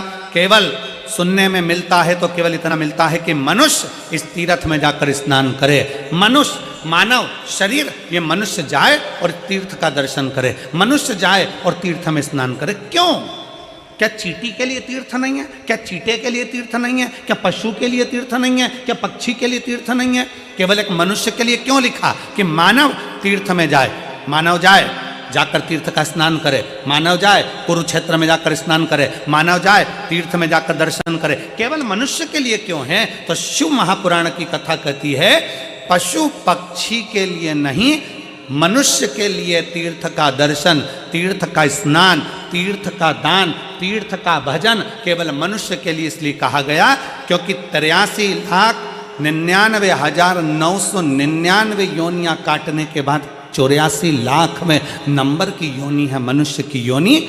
और मानव शरीर एक ऐसा शरीर है, अगर इस शरीर में वो भजन कर लेता है, स्मरण कर लेता है, दान कर लेता है, पुण्य कर लेता है, कीर्तन कर लेता है, तीर्थ नहा लेता है, तो फिर इसका अगला जन्म नहीं होता। पर जितने जीव हैं, पशुचर, जलचर, थलचर, जितने भी जीव जंतु हैं, ये स्नान करेंगे पर इनकी सुध में नहीं रहेगा कि हमने तीर्थ का स्नान करा। गाय को नहीं मालूम, पशु को नहीं मालूम, कुत्ते को नहीं मालूम, पक्षी को नहीं मालूम कि हमने तीर्थ का स्नान करा, पर मनुष्य को मालूम है कि मैंने तीर्थ का स्नान करा है। तीर्थ का स्नान करा है तो वो मरने के बाद भी ऊपर जाकर भी यमराज के सामने जाकर खड़े होकर कह सकता है कि मैंने कुरुक्षेत्र का स्नान करा था, मैंने यमुना का स्नान करा था, मैंने गंगा का स्नान करा था और तूने मुझे नरक में पटक दिया। वो ऊपर जाकर भी कह सकता है, वो जीवात्मा वहां पर भी बोल सकती है कि मैंने तीर्थ का स्नान करा था। और शिव महापुराण की कथा कहती है अगर भूल से भी, शिव महापुराण का बड़ा सुंदर चरित्र कहता है कि जैसे तीर्थ में पशु पक्षी जीव जलचर थलचर वायुचर को नहीं मालूम रहता कि वो कहाँ है, शिव महापुराण की कथा कहती है अगर भूल से भी अगर कोई कुत्ता, कोई पशु, कोई पक्षी, कोई जानवर, कोई जलचर, कोई थलचर 12 ज्योतिर्लिंग में से किसी एक ज्योतिर्लिंग में अगर जन्म भी ले लेता है तो फिर उसका अगला जन्म नहीं होता, वो जीव उसी जगह से तर जाता है, उसी जगह से तर जाता है। कितना सुंदर का एक गाली लोग दे देते हैं, तुझमें अकल नहीं है, तू स्वान है, तू कुत्ता है, तू गधा है, और लोग लड़ने बैठ जाते हैं। अगर जिसने गाली दी है ना उससे कहो भगवान से प्रार्थना करना, अगर स्वान भी बनाए ना कुत्ता भी बनाए ना तो कहीं किसी तीर्थ का बना देना, काशी विश्वनाथ के उस बनारस का, उस विश्वनाथ की भूमि वाराणसी का बना देना। अगर मुझे गधा भी बनाए तो भगवान से प्रार्थना करना कि हरिद्वार का बना देना, कम से कम गंगा की रज मुझे लगेगी, काशी विश्वनाथ के गंगा की रज मुझे लगेगी, उज्जैनी की रज मुझे लगेगी, कुबरेश्वर धाम की रज मुझे लगेगी, तो मैं भी तर जाऊंगा, अगला जन्म मेरा फिर संसार में नहीं होगा। बनाना तो ऐसा बना। आप लोग कहेंगे गुरुजी आज की कथा कहाँ से बोल रहे हैं? तो स्कंद पुराण कुमारी खंड से आज की कथा को लिया है। स्कंद पुराण का ये पवित्र चरित्र शिव महापुराण के अंतर्गत स्कंद पुराण का ये छोटा सा भाव लिया गया। कोई तुमसे पूछे ये महिसागर की कथा गुरुजी कहाँ से लेकर आ गए, ये सुंदर बरकरेश्वर महादेव की कथा कहाँ से लेकर आ गए, तो महिसागर संगम कथा स्कंद पुराण कुमारी खंड से बोली जा रही। एक बकरी, उसको नहीं मालूम बकरी को तीर्थ क्या है, बकरी को नहीं मालूम कि क्या धाम है, बकरी को नहीं मालूम कि कहां हो।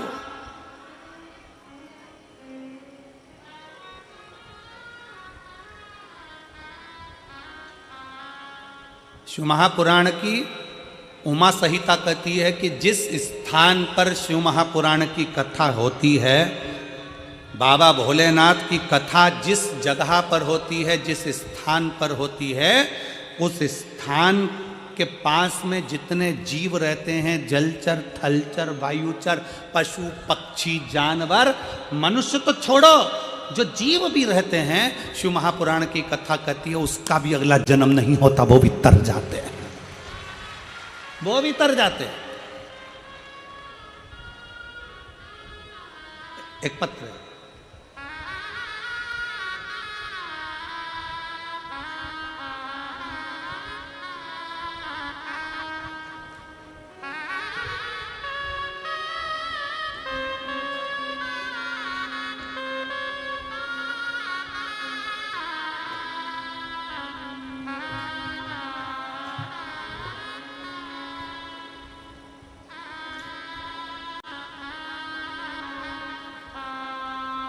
मैं हरियाणा की, ये क्या लिखा है,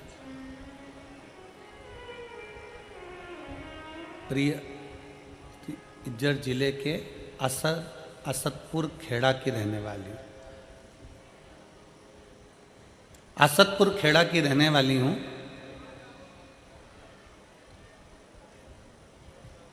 मैं 3 साल से, ये पत्र जिसने दिया है राम जी का फोटो बना है, जिनने दिया है वो अगर बैठी हो तो हाथ हिला सकती है। राम जी का फोटो बना है इसमें, अगर कहीं बैठी हो तो हाथ हिला सकती है, और अगर बैठी हो तो एक बेलपत्र लेने के लिए आ सकती है। मैं 3 साल से सरकारी नौकरी की तैयारी कर रही थी गुरुजी। मैंने 3 साल पहले पेपर दिया, उसमें भी मेरा सिलेक्शन नहीं हुआ। 3 साल तक मैं रेगुलर पेपर देती रही पर मेरा कोई सिलेक्शन नहीं हुआ। गुरुदेव, अब मैं करूं तो करूं क्या? तब मैंने आपकी कथा सुनना प्रारंभ करी, और आप कहते हो कि दिल से पढ़ो, दिल से अध्ययन करो, 4 गुना पढ़ाई करो और 4 गुना अध्ययन करो। मैंने वो भी कर पढ़ाई करी, एग्जाम दिया, पर उसका भी कोई रिजल्ट नहीं। अब करूं तो करूं क्या? तब मुझे मन में आया कि सीहोर वाला गुरुजी कहता है कि पशुपतिनाथ का व्रत करो, और मैंने पशुपतिनाथ का व्रत करना प्रारंभ करा। गुरुदेव, आप कहते हो कि पंडाल में बैठकर कथा का रसपान करो। मैंने पंडाल में बैठकर भी कथा का रसपान किया, और बाबा ने क्या मुझे दिया पंडाल में बैठ के कथा सुनने का फल। शायद दुनिया के लोग कहते होंगे कि पंडाल में बैठकर कथा सुनना, हम कहते हैं पंडाल नहीं, जिस जगह पर शिव महापुराण की कथा होती है वो पंडाल नहीं, वहाँ की मिट्टी कंकर शंकर बन जाती है, और बाबा हमारी बात को सुनता है। गुरुदेव, हमने कथा सुनना प्रारंभ करी, पंडाल में बैठकर पशुपतिनाथ का व्रत किया, और बाबा की कृपा से जो 3 साल पहले मैंने एग्ज़ाम दिया था, उस 3 साल पहले के एग्ज़ाम का रिजल्ट आ गया, और बाबा की कृपा से मैं हरियाणा पुलिस में भर्ती हो गई। मैं बाबा को यहाँ धन्यवाद देने के लिए आई। शंकर जी पर चढ़ा हुआ दूध बाहर गया और कुत्ता उसको चाट रहा था।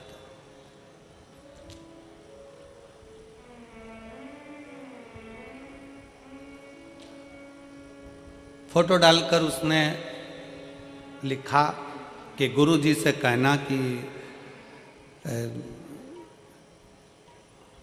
जो दूध चढ़ता है वो कुत्ता बिल्ली पीते रहते हैं, तो गुरु जी ने मंदिरों की सफाई तो करवा ही दी है, पर ऐसा कर दो कि यह कुत्ता बिल्ली मंदिर के द्वार पर ना आए और वहाँ दूध वगैरह ना पिए।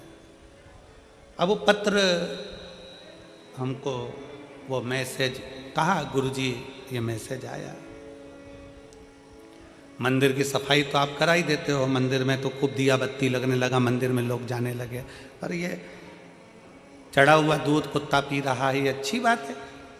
तो जिसने वो मैसेज भेजा था, बहुत पहले की बात है, हम उनसे कहेंगे आपका चढ़ाया गया दूध, शिव पर चढ़ा हुआ जल आप और हम पीते हैं तो बाबा की कृपा आप और हम पर हो जाती है। अगर वो चढ़ा हुआ दूध किसी स्वान ने पी लिया, कुत्ते ने पी लिया, तो उसकी भी तो जिंदगी संवर गई है, उसका भी तो जीवन संवर गया। मेरे शंकर भगवान का एक नाम है पशुपतिनाथ।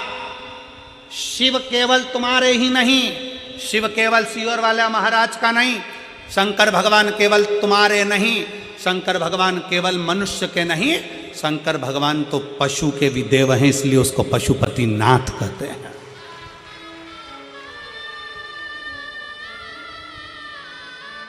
शिव पक्षियों के भी देव हैं।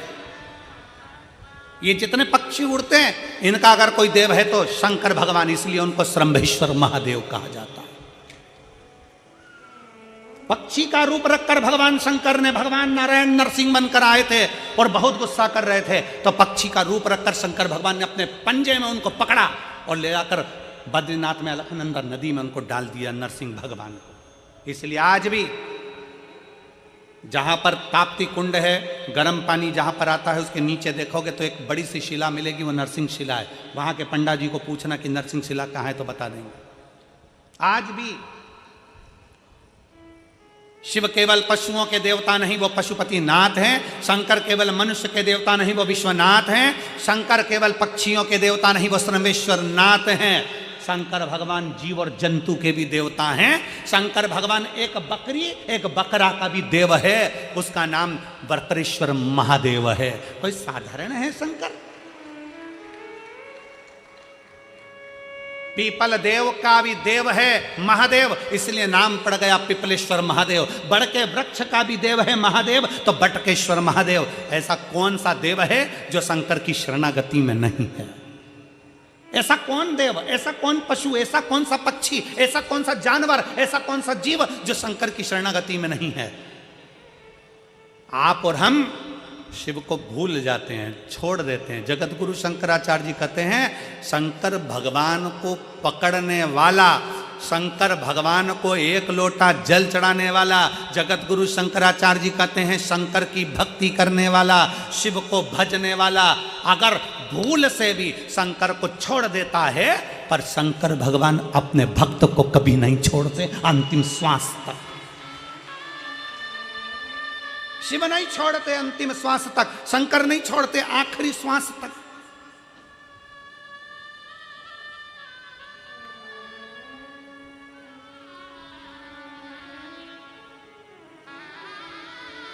और एक रवा भगत की कथा हमारे उज्जैनी में आती है, महाकाल राजा की रवा भगत की कथा। रवा भगत, एक रवा भगत की कथा आती है जो चंबल नदी के पार रहता था।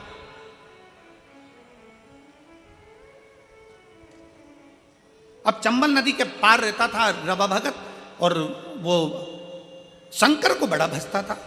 अब रवा भगत शिव को भजने वाला शंकर भगवान की पवित्र भूमि उज्जैनी में महाकाल बाबा का दर्शन करने जाता था। हर महीने का उसका नियम था कि बाबा महाकाल का दर्शन करने जाता। अब महाकाल का दर्शन करने जाता, कभी तो उसको डाकू लूट लेते, कभी उसका पूरा धन छुड़ा लेते। रवा भगत शिव जी का नाम लेते हुए महाकाल महाकाल जय श्री महाकाल, जय श्री महाकाल, जय श्री महाकाल बोलता बोलता चले जाता।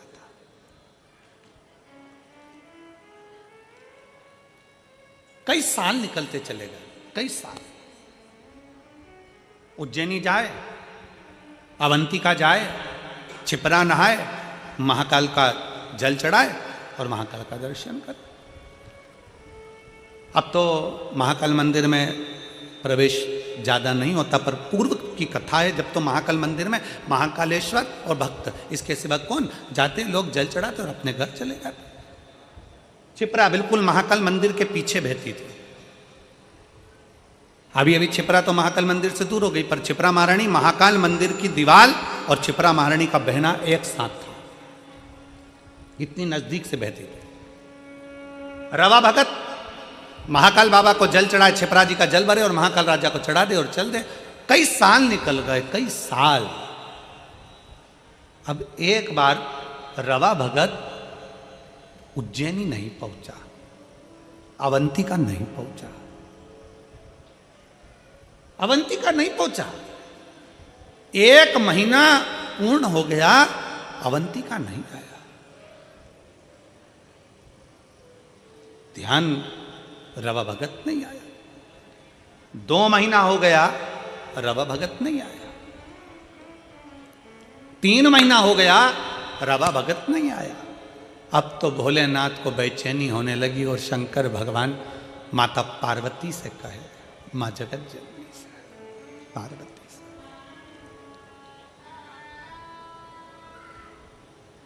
उज्जैन कौन कौन गया है? सब गए हो? रखो। शंकर जी के मंदिर में पार्वती जी हमेशा बैठी रहती है।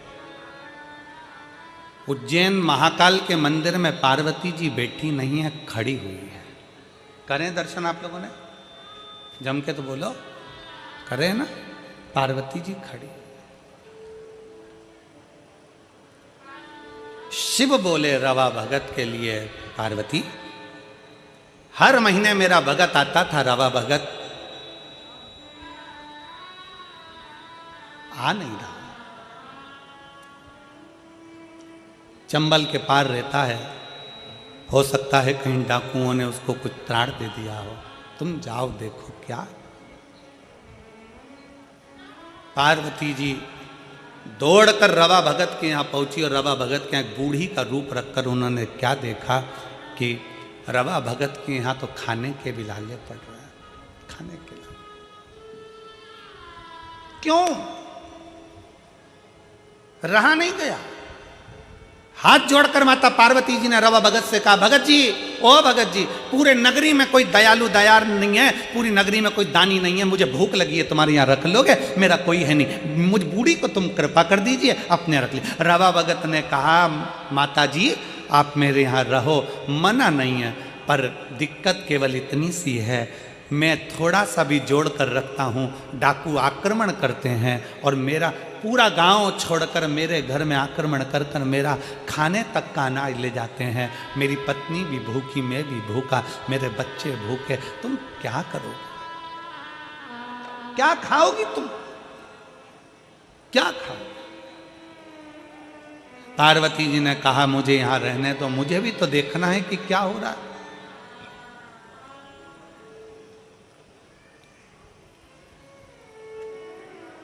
डाकुओं की टोली आई, रवा भगत के यहाँ से सब लेकर चले, अन्न का दाना नहीं। थोड़े दिन होता फिर डाकुओं की टोली आती, रवा भगत के यहाँ से फिर लेकर चले जाते।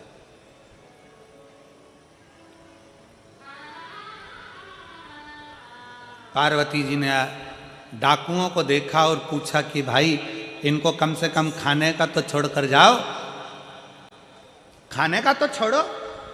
डाकू चिल्लाकर बोले, ये वो भक्त है जो हर महीना महाकाल जाता है, ये वो भक्त है जो हर महीना महाकाल जाता है, हमें देखना है कि महाकाल कब आकर इसको खिलाता है, हमें देखना है महाकाल कब आकर इसको खिलाता है, हमें देखना है। पार्वती जी मुस्कुराई, कहा अब तुम भी देखो कि महाकाल कब आकर खिलाता है। डमरू बजाता बजाता एक जोगीड़ा डमरू की नाद करते करते बजाता बजाता आ गया। पार्वती मुस्कुराकर बाहर निकलकर उस डमरू बजाने वाले जोगीड़ा का स्वागत कर, मेरे नाथ आ गए। जो आए, डाकू आए, सामान उठाए, वही सामान 4 गुना फिर बढ़ता जा। डाकू बाहर निकले, फिर सामान बढ़ता चले जा। डाकू फिर लेकर सामान निकले, फिर बढ़ता चले जा। बाहर इतना सामान इकट्ठा हो गया कि डाकू उठाने वाले कम पड़ गए, पर सामान कम ना हुआ। आखिरी में डाकुओं ने चरण पकड़ लिए कि महाकाल आकर खिलाकर भी जाता है, महाकाल आता है खिलाकर भी जाता है। अकाल मृत्यु वो मरे जो काम करे चंडाल का, काल उसका क्या बिगाड़े जो भक्त हो महाकाल का। मेरा महाकाल जो नियम बनाता है कि मैं कुबेरेश्वर धाम आऊंगा, मैं उज्जैनी जाऊंगा, मैं काशी विश्वनाथ दर्शन करने के लिए जाऊंगा, मैं महाकाल के दरवाजे पर जाऊंगा, जो नियम बनाता है 1-2 महीना, 4 महीना, 6 महीना, 5 महीना नियम तुम बनाते हो, बाकी के नियम मेरा महादेव निभाता है। अभी कथा में कहा था, शंकर को जल चढ़ाने वाला अगर 6 महीना 1 साल बाद भूल भी जाए, पर शंकर नहीं भूलते, शंकर तो उसको पकड़कर रखते हैं, शिव उसको पकड़कर रखते हैं।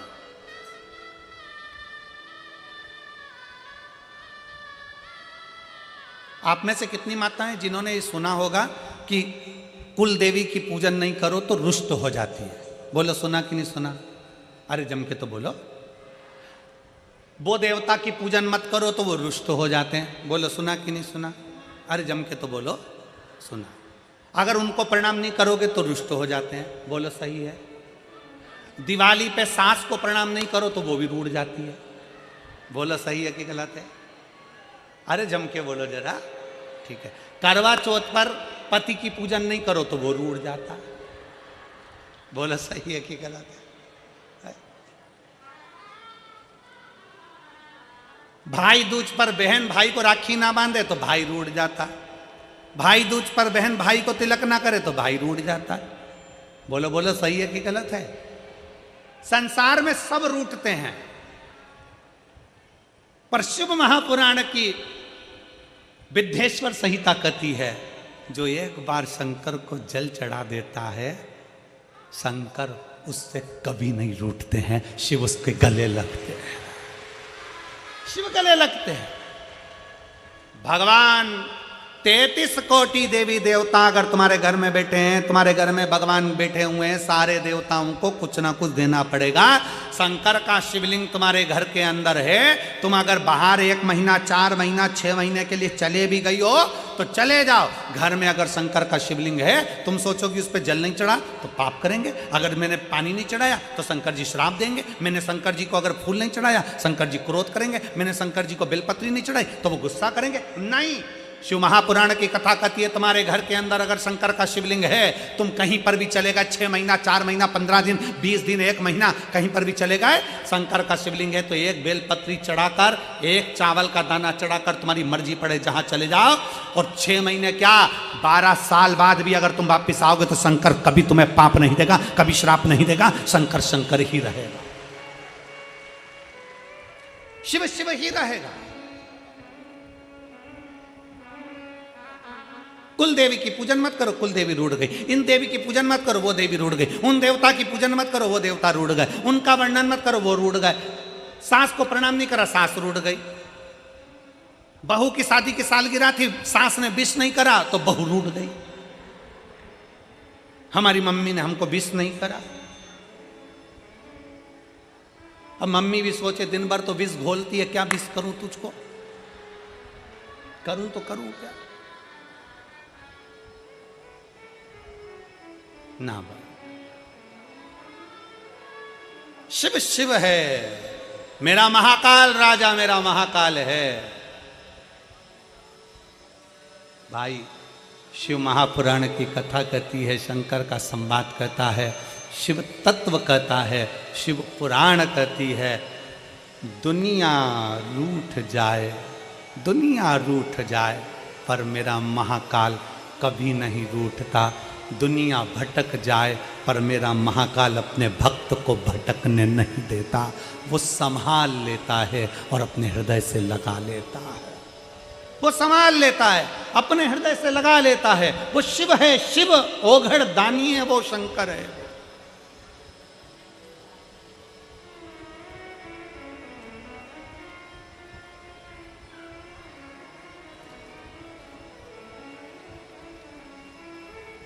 दुनिया भटक जाए, मेरा शिव तुम्हें भटकने नहीं दे सकता।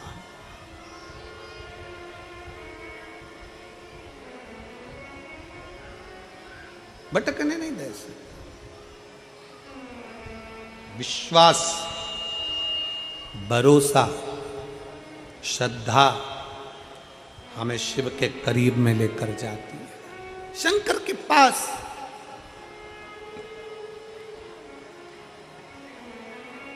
बरकरेश्वर महादेव की कथा कर रही है। बरकरेश्वर महादेव का चरित्र कर रहा है। बकरी को नहीं मालूम कि तीर्थ है, बकरी को नहीं मालूम कि ये तीर्थ है। बकरी तो भटकती भटकती आ गई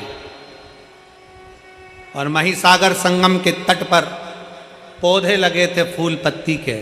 बकरी प्यासी भी थी और भूखी भी थी, भूखी भी है, प्यासी।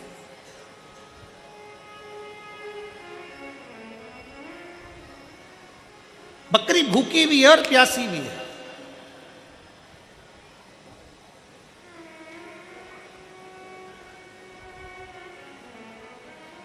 भूख तड़फा रही थी बकरी, प्यास तड़फा रही थी बकरी।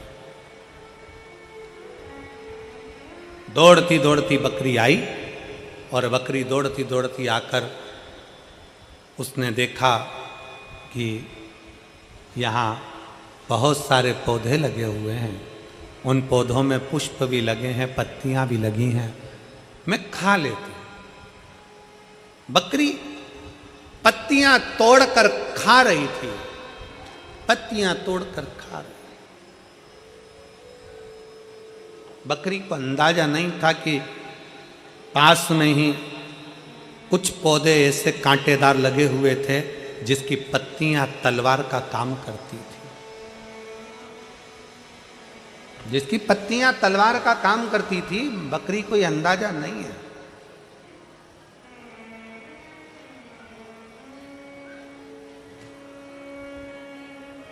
बस बकरी ने पत्तियां खाना प्रारंभ करा। बकरी ने पत्तियां खाना प्रारंभ करा और खाते खाते उसका ध्यान नहीं गया, क्योंकि व्यक्ति अपने कार्य में इतना डूब जाता है कि उसको अन्य कार्य का स्मरण नहीं हो पाता। कर्म अच्छे करते चलो, बकरी को ध्यान नहीं था, वो तो कर रही है, वो तो खाने में लगी है। उसने ध्यान नहीं दिया पास में कांटे लगे, उसने ध्यान नहीं दिया पास में पत्तियां तलवार का काम कर रही है। कोई कोई पौधा ऐसा होता है जिसकी पत्तियां तलवार जैसी काट भी देती है, शरीर पर रगड़ा भी दे देती। बकरी को अंदाजा नहीं था। आप तो अपना कर्म करो, फल देना उसके एक पत्र है।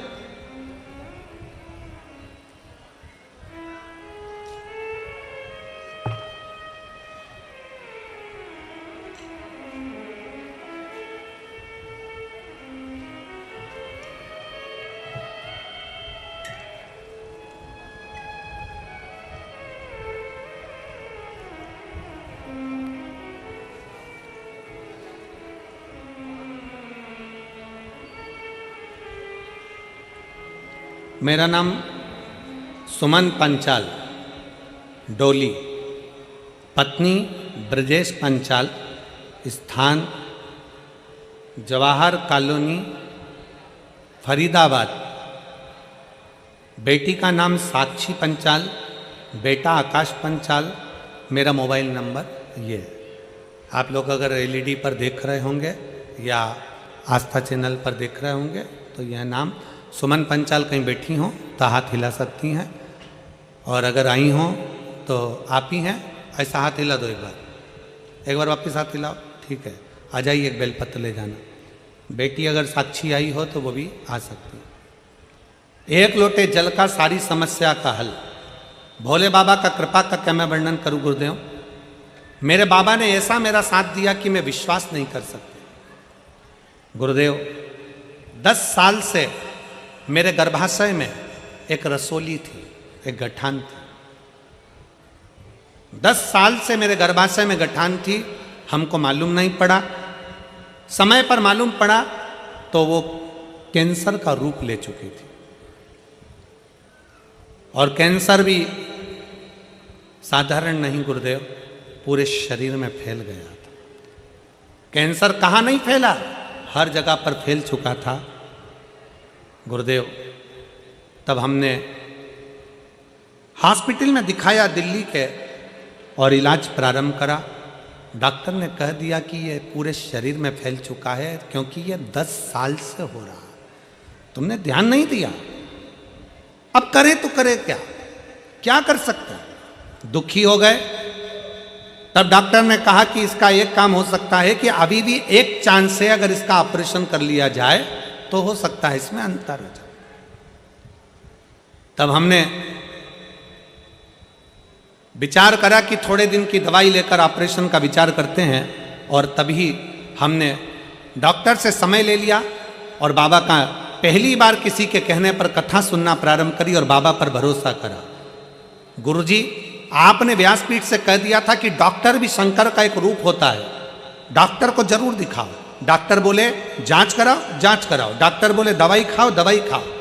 गुरुजी, आप बोलते हो कि डॉक्टर शिव का एक रूप रहता है, तो हमने डॉक्टर को शंकर मानकर, डॉक्टर को हमने नमन कर कर, प्रार्थना कर कर, उनसे भी हमने श्री शिवाय नमस्तुभ्यम बुलवाकर, और डॉक्टर से कहा डॉक्टर साहब मेरे कानों के पास श्री शिवाय नमस्तुभ्यम चलने देना और मेरा ऑपरेशन कर देना।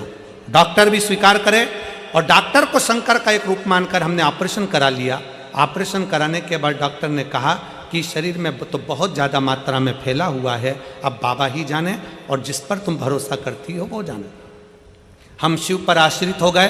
शंकर का चढ़ा हुआ जल लेकर पीना चालू कर दिया, रुद्राक्ष का जल पीना प्रारंभ कर दिया। गुरुजी, समय तो डॉक्टर ने हमको थोड़े से महीना का दिया था, पर आज बाबा की कृपा से मैं पूरी तरह से ठीक हो गई। मैं बाबा को यहाँ नमन करने के लिए आई। गुरुदेव, दूसरी बात और बताना चाहती हूँ मेरी बेटी कभी आप पर भरोसा नहीं करती थी, कभी शंकर पर भरोसा नहीं करती थी, कभी किसी मंदिर में नहीं जाती थी, कभी मंदिर में नहीं जाती। उसने गवर्नमेंट जॉब के लिए इतने एग्जाम दिए पर किसी एग्जाम में बेटी का नहीं हुआ। कई जगह पर बेटी ने पूछा भी पर सबने जो जो बताया सब करा पर बेटी का नहीं हुआ, तो उसका विश्वास खत्म हो गया। जब बेटी का विश्वास खत्म हो गया तब मैंने अपनी बेटी से कहा कि शंकर भगवान जब मुझे रख सकते हैं तो तेरी भी गोद भर सकते हैं, तू एक बार पशुपतिनाथ का व्रत कर। मेरी बेटी कहती है मम्मी क्यों मुझे नौटंकी करने का बोलती हो, क्या होगा पशुपतिनाथ व्रत करने से, 5 दिया लगाने से 6 दिया लगाने से क्या होने वाला है। मैंने अपनी बेटी से कहती है तू इतने साल से कर रही है प्रयास, तू एक बार पशुपतिनाथ का व्रत कर। मेरी बेटी ने पशुपतिनाथ का व्रत किया और पशुपतिनाथ का व्रत कर कर पहला व्रत जैसे ही पूर्ण हुआ, मेरी बेटी ने एक एग्जाम 2 साल पहले दिया था।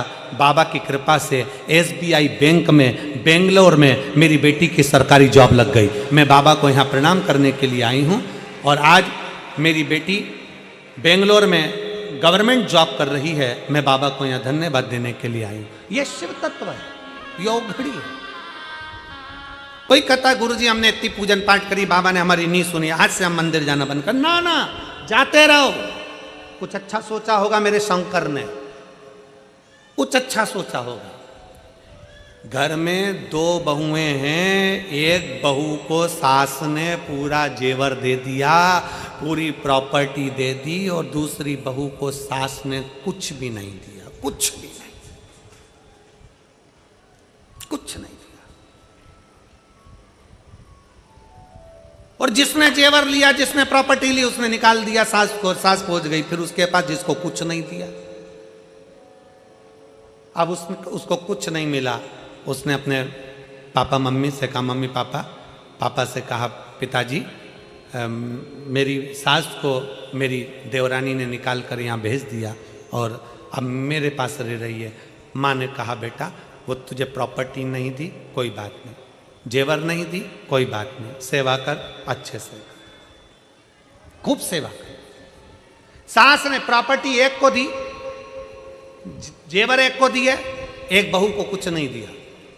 जिसने प्रॉपर्टी जेवर लिए उसके घर में महल अटारी सब बन गया। जिसके पास प्रॉपर्टी जेवर नहीं थे उसने सास की सेवा करी, सास मरकर चली गई। समय ऐसा आया कि जो प्रॉपर्टी जेवर वाली थी उसके बेटों ने कहीं शेयर मार्केट खेला, शेयर मार्केट में सारा की सारा डब्बा गोल हो गया, और जिसके घर में सास रह रही थी उसके बेटा कलेक्टर इंजीनियर बन गया।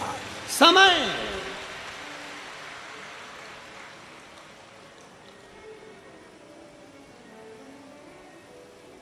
तुम्हारी नहीं सुनी ना। बाबा भोलेनाथ जी ने, बाबा मैंने इतना अभिषेक करा, पूजन करा, अर्चना करी, शंकर जी ने मेरी नहीं सुनी। मैंने शंकर जी से कहा था बस एक काम कर दो, ये काम कर दो, शिव ने नहीं सुनी। अरे कुछ अच्छा सोचा होगा, मेरे बाबा कम नहीं देते, मेरा बाबा थोड़ा रुक कर देगा, अच्छा देगा और बड़ी प्रबलता से देगा। आपकी भक्ति कम नहीं होना चाहिए, आपका विश्वास कम नहीं होना चाहिए, आपका भरोसा कम नहीं होना चाहिए, आपकी दृढ़ता कम नहीं होना चाहिए।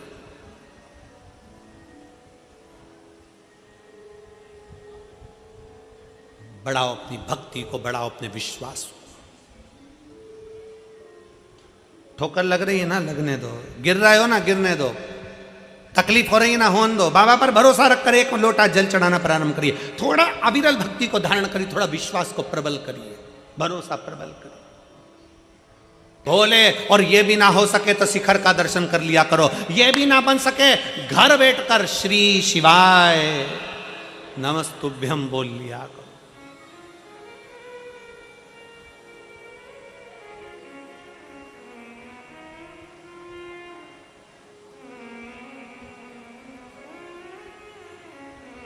दो दिन से एक आइसर गाड़ी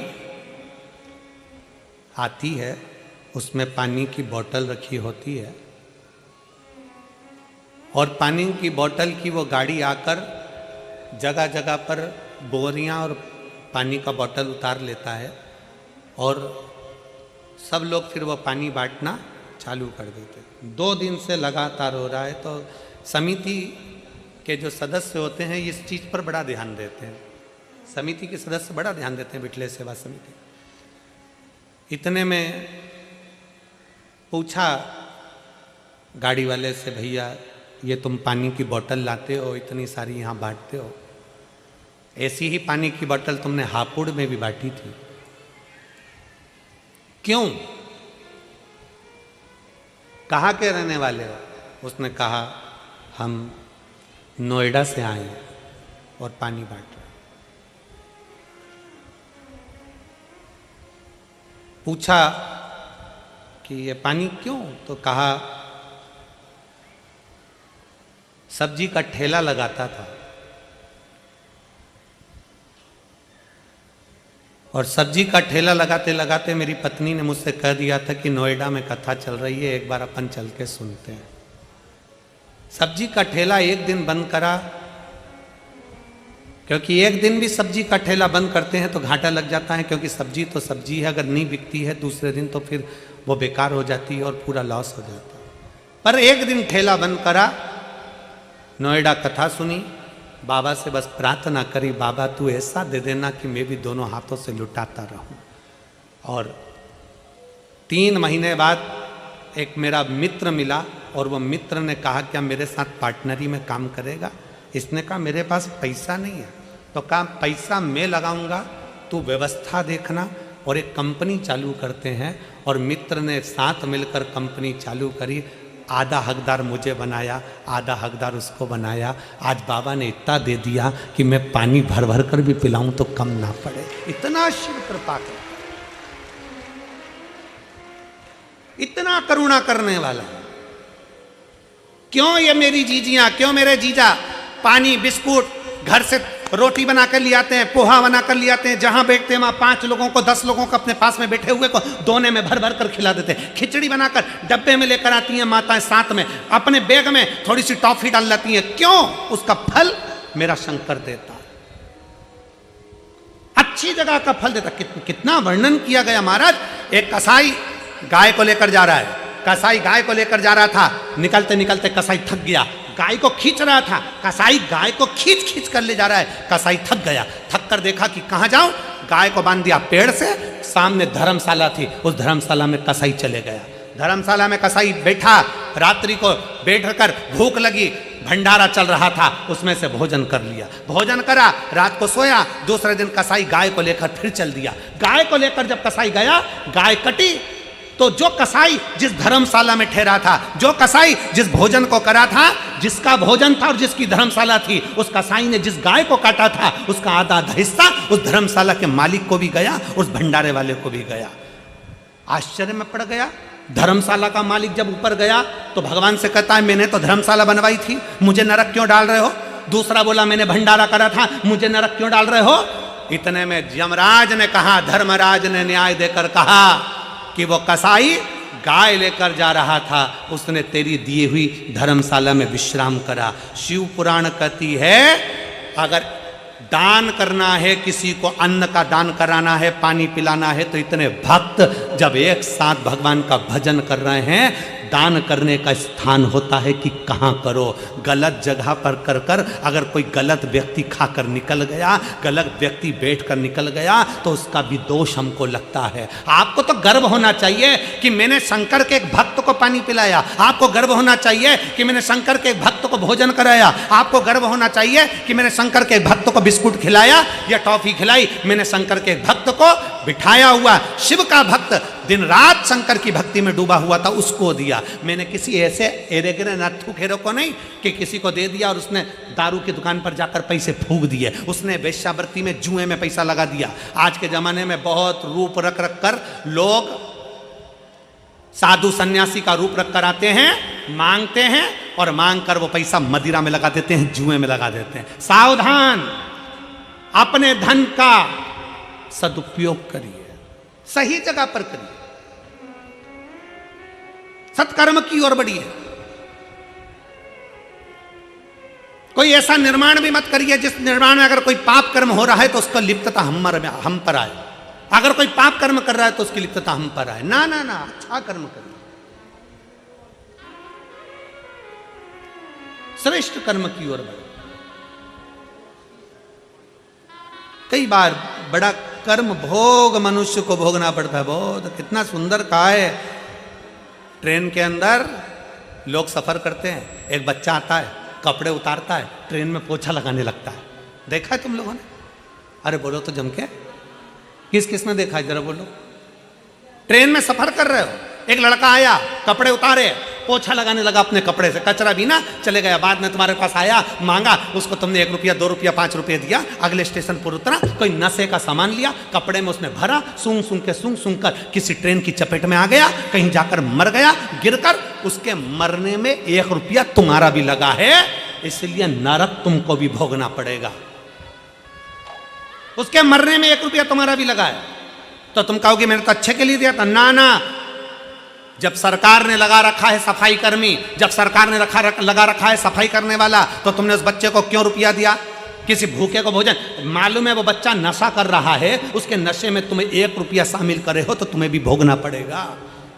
बेटी, गाय और लक्ष्मी, सोच विचार कर देना कि सही जगह दे रहे हो कि नहीं दे रहा है। बेटी को विचार कर देखना, पेट्रोल पंप, गाड़ी, बंगला, फैक्ट्री देखकर बेटी को मत देना।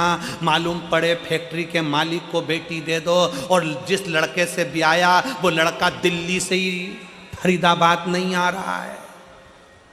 मालूम पड़े वो गया वहां, मालूम पड़े गुड़गांव ही नहीं आ रहा है, नोएडा ही नहीं आ रहा है। बेटी इंतजार कर रही है, अभी तक नहीं आए, अभी तक नहीं आए, अभी तक नहीं आए, अभी तक नहीं आए। फैक्ट्री का मालिक था, पेट्रोल पंप वाला था, गाड़ी बंगला था, बेटी को ब्याह दिया धन देखकर, और बेटी रो रो के मरी जा रही है। ऐसी जगह बेटी को मत ब्याहना।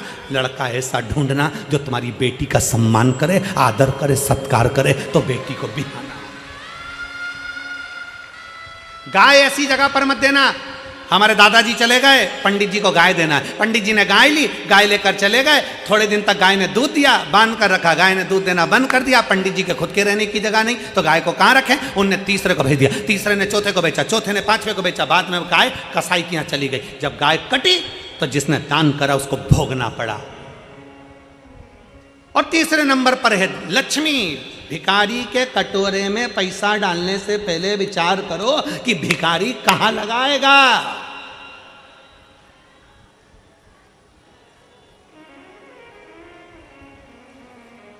कहां लगाएगा?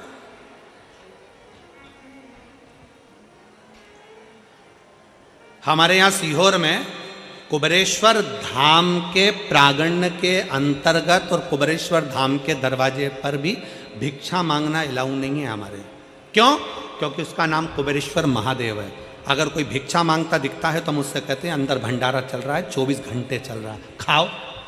और तुम्हें तनख्वाह चाहिए तो झाड़ू लगाओ, काम करो धाम पर, समिति तुमको महीने की तनख्वाह देगी। पर वो टिकते ही नहीं है। जैसे उनको मालूम पड़ा कि तनख्वाह भी मिलेगी, थोड़ी बहुत मिलेगी और भोजन भी फ्री का मिल रहा है, क्योंकि उनको तो करोड़ों में धन चाहिए, वो काम छोड़कर भाग जाते हैं, चले जाते हैं। इसीलिए कुबेरेश्वर धाम के आसपास भिखारी टिकता ही नहीं है, क्योंकि भोजन फ्री है, रहना फ्री है।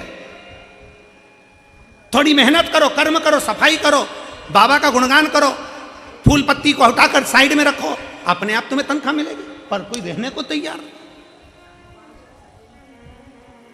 अपने धन का सदुपयोग करो, अपनी बेटी को सही जगह दो, अपनी लक्ष्मी को सही जगह दो और गौ माता को सही जगह दो। बेकार जगह पर नहीं भेजिए, बेकार जगह पर नहीं भेजिए। सबके लिए है। शिव शिव है, शंकर शंकर है। और जब तुम उसको बुलाओगे, बरकरेश्वर महादेव की कथा कर रही है, बकरी आई है, भूखी है, प्यासी है। भगवान वो बकरी को नहीं मालूम कि यहाँ एक धारदार कोई कांटा लगा है, कोई वो कांटे से, उसके पत्ते से उसका शरीर कट जाएगा, उसको अंदाजा नहीं हो पा रहा, उसका अंदाजा नहीं। वो तो अपने कर्म में लगी हुई है, अपने कर्म।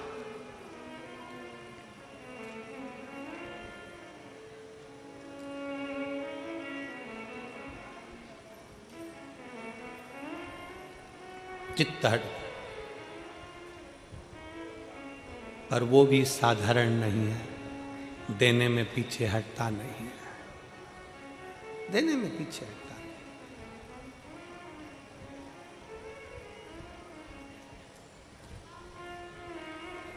और महाराज उसकी याद, उसका स्मरण हमें सुख प्रदान कर देता, उसकी याद, उसका स्मरण।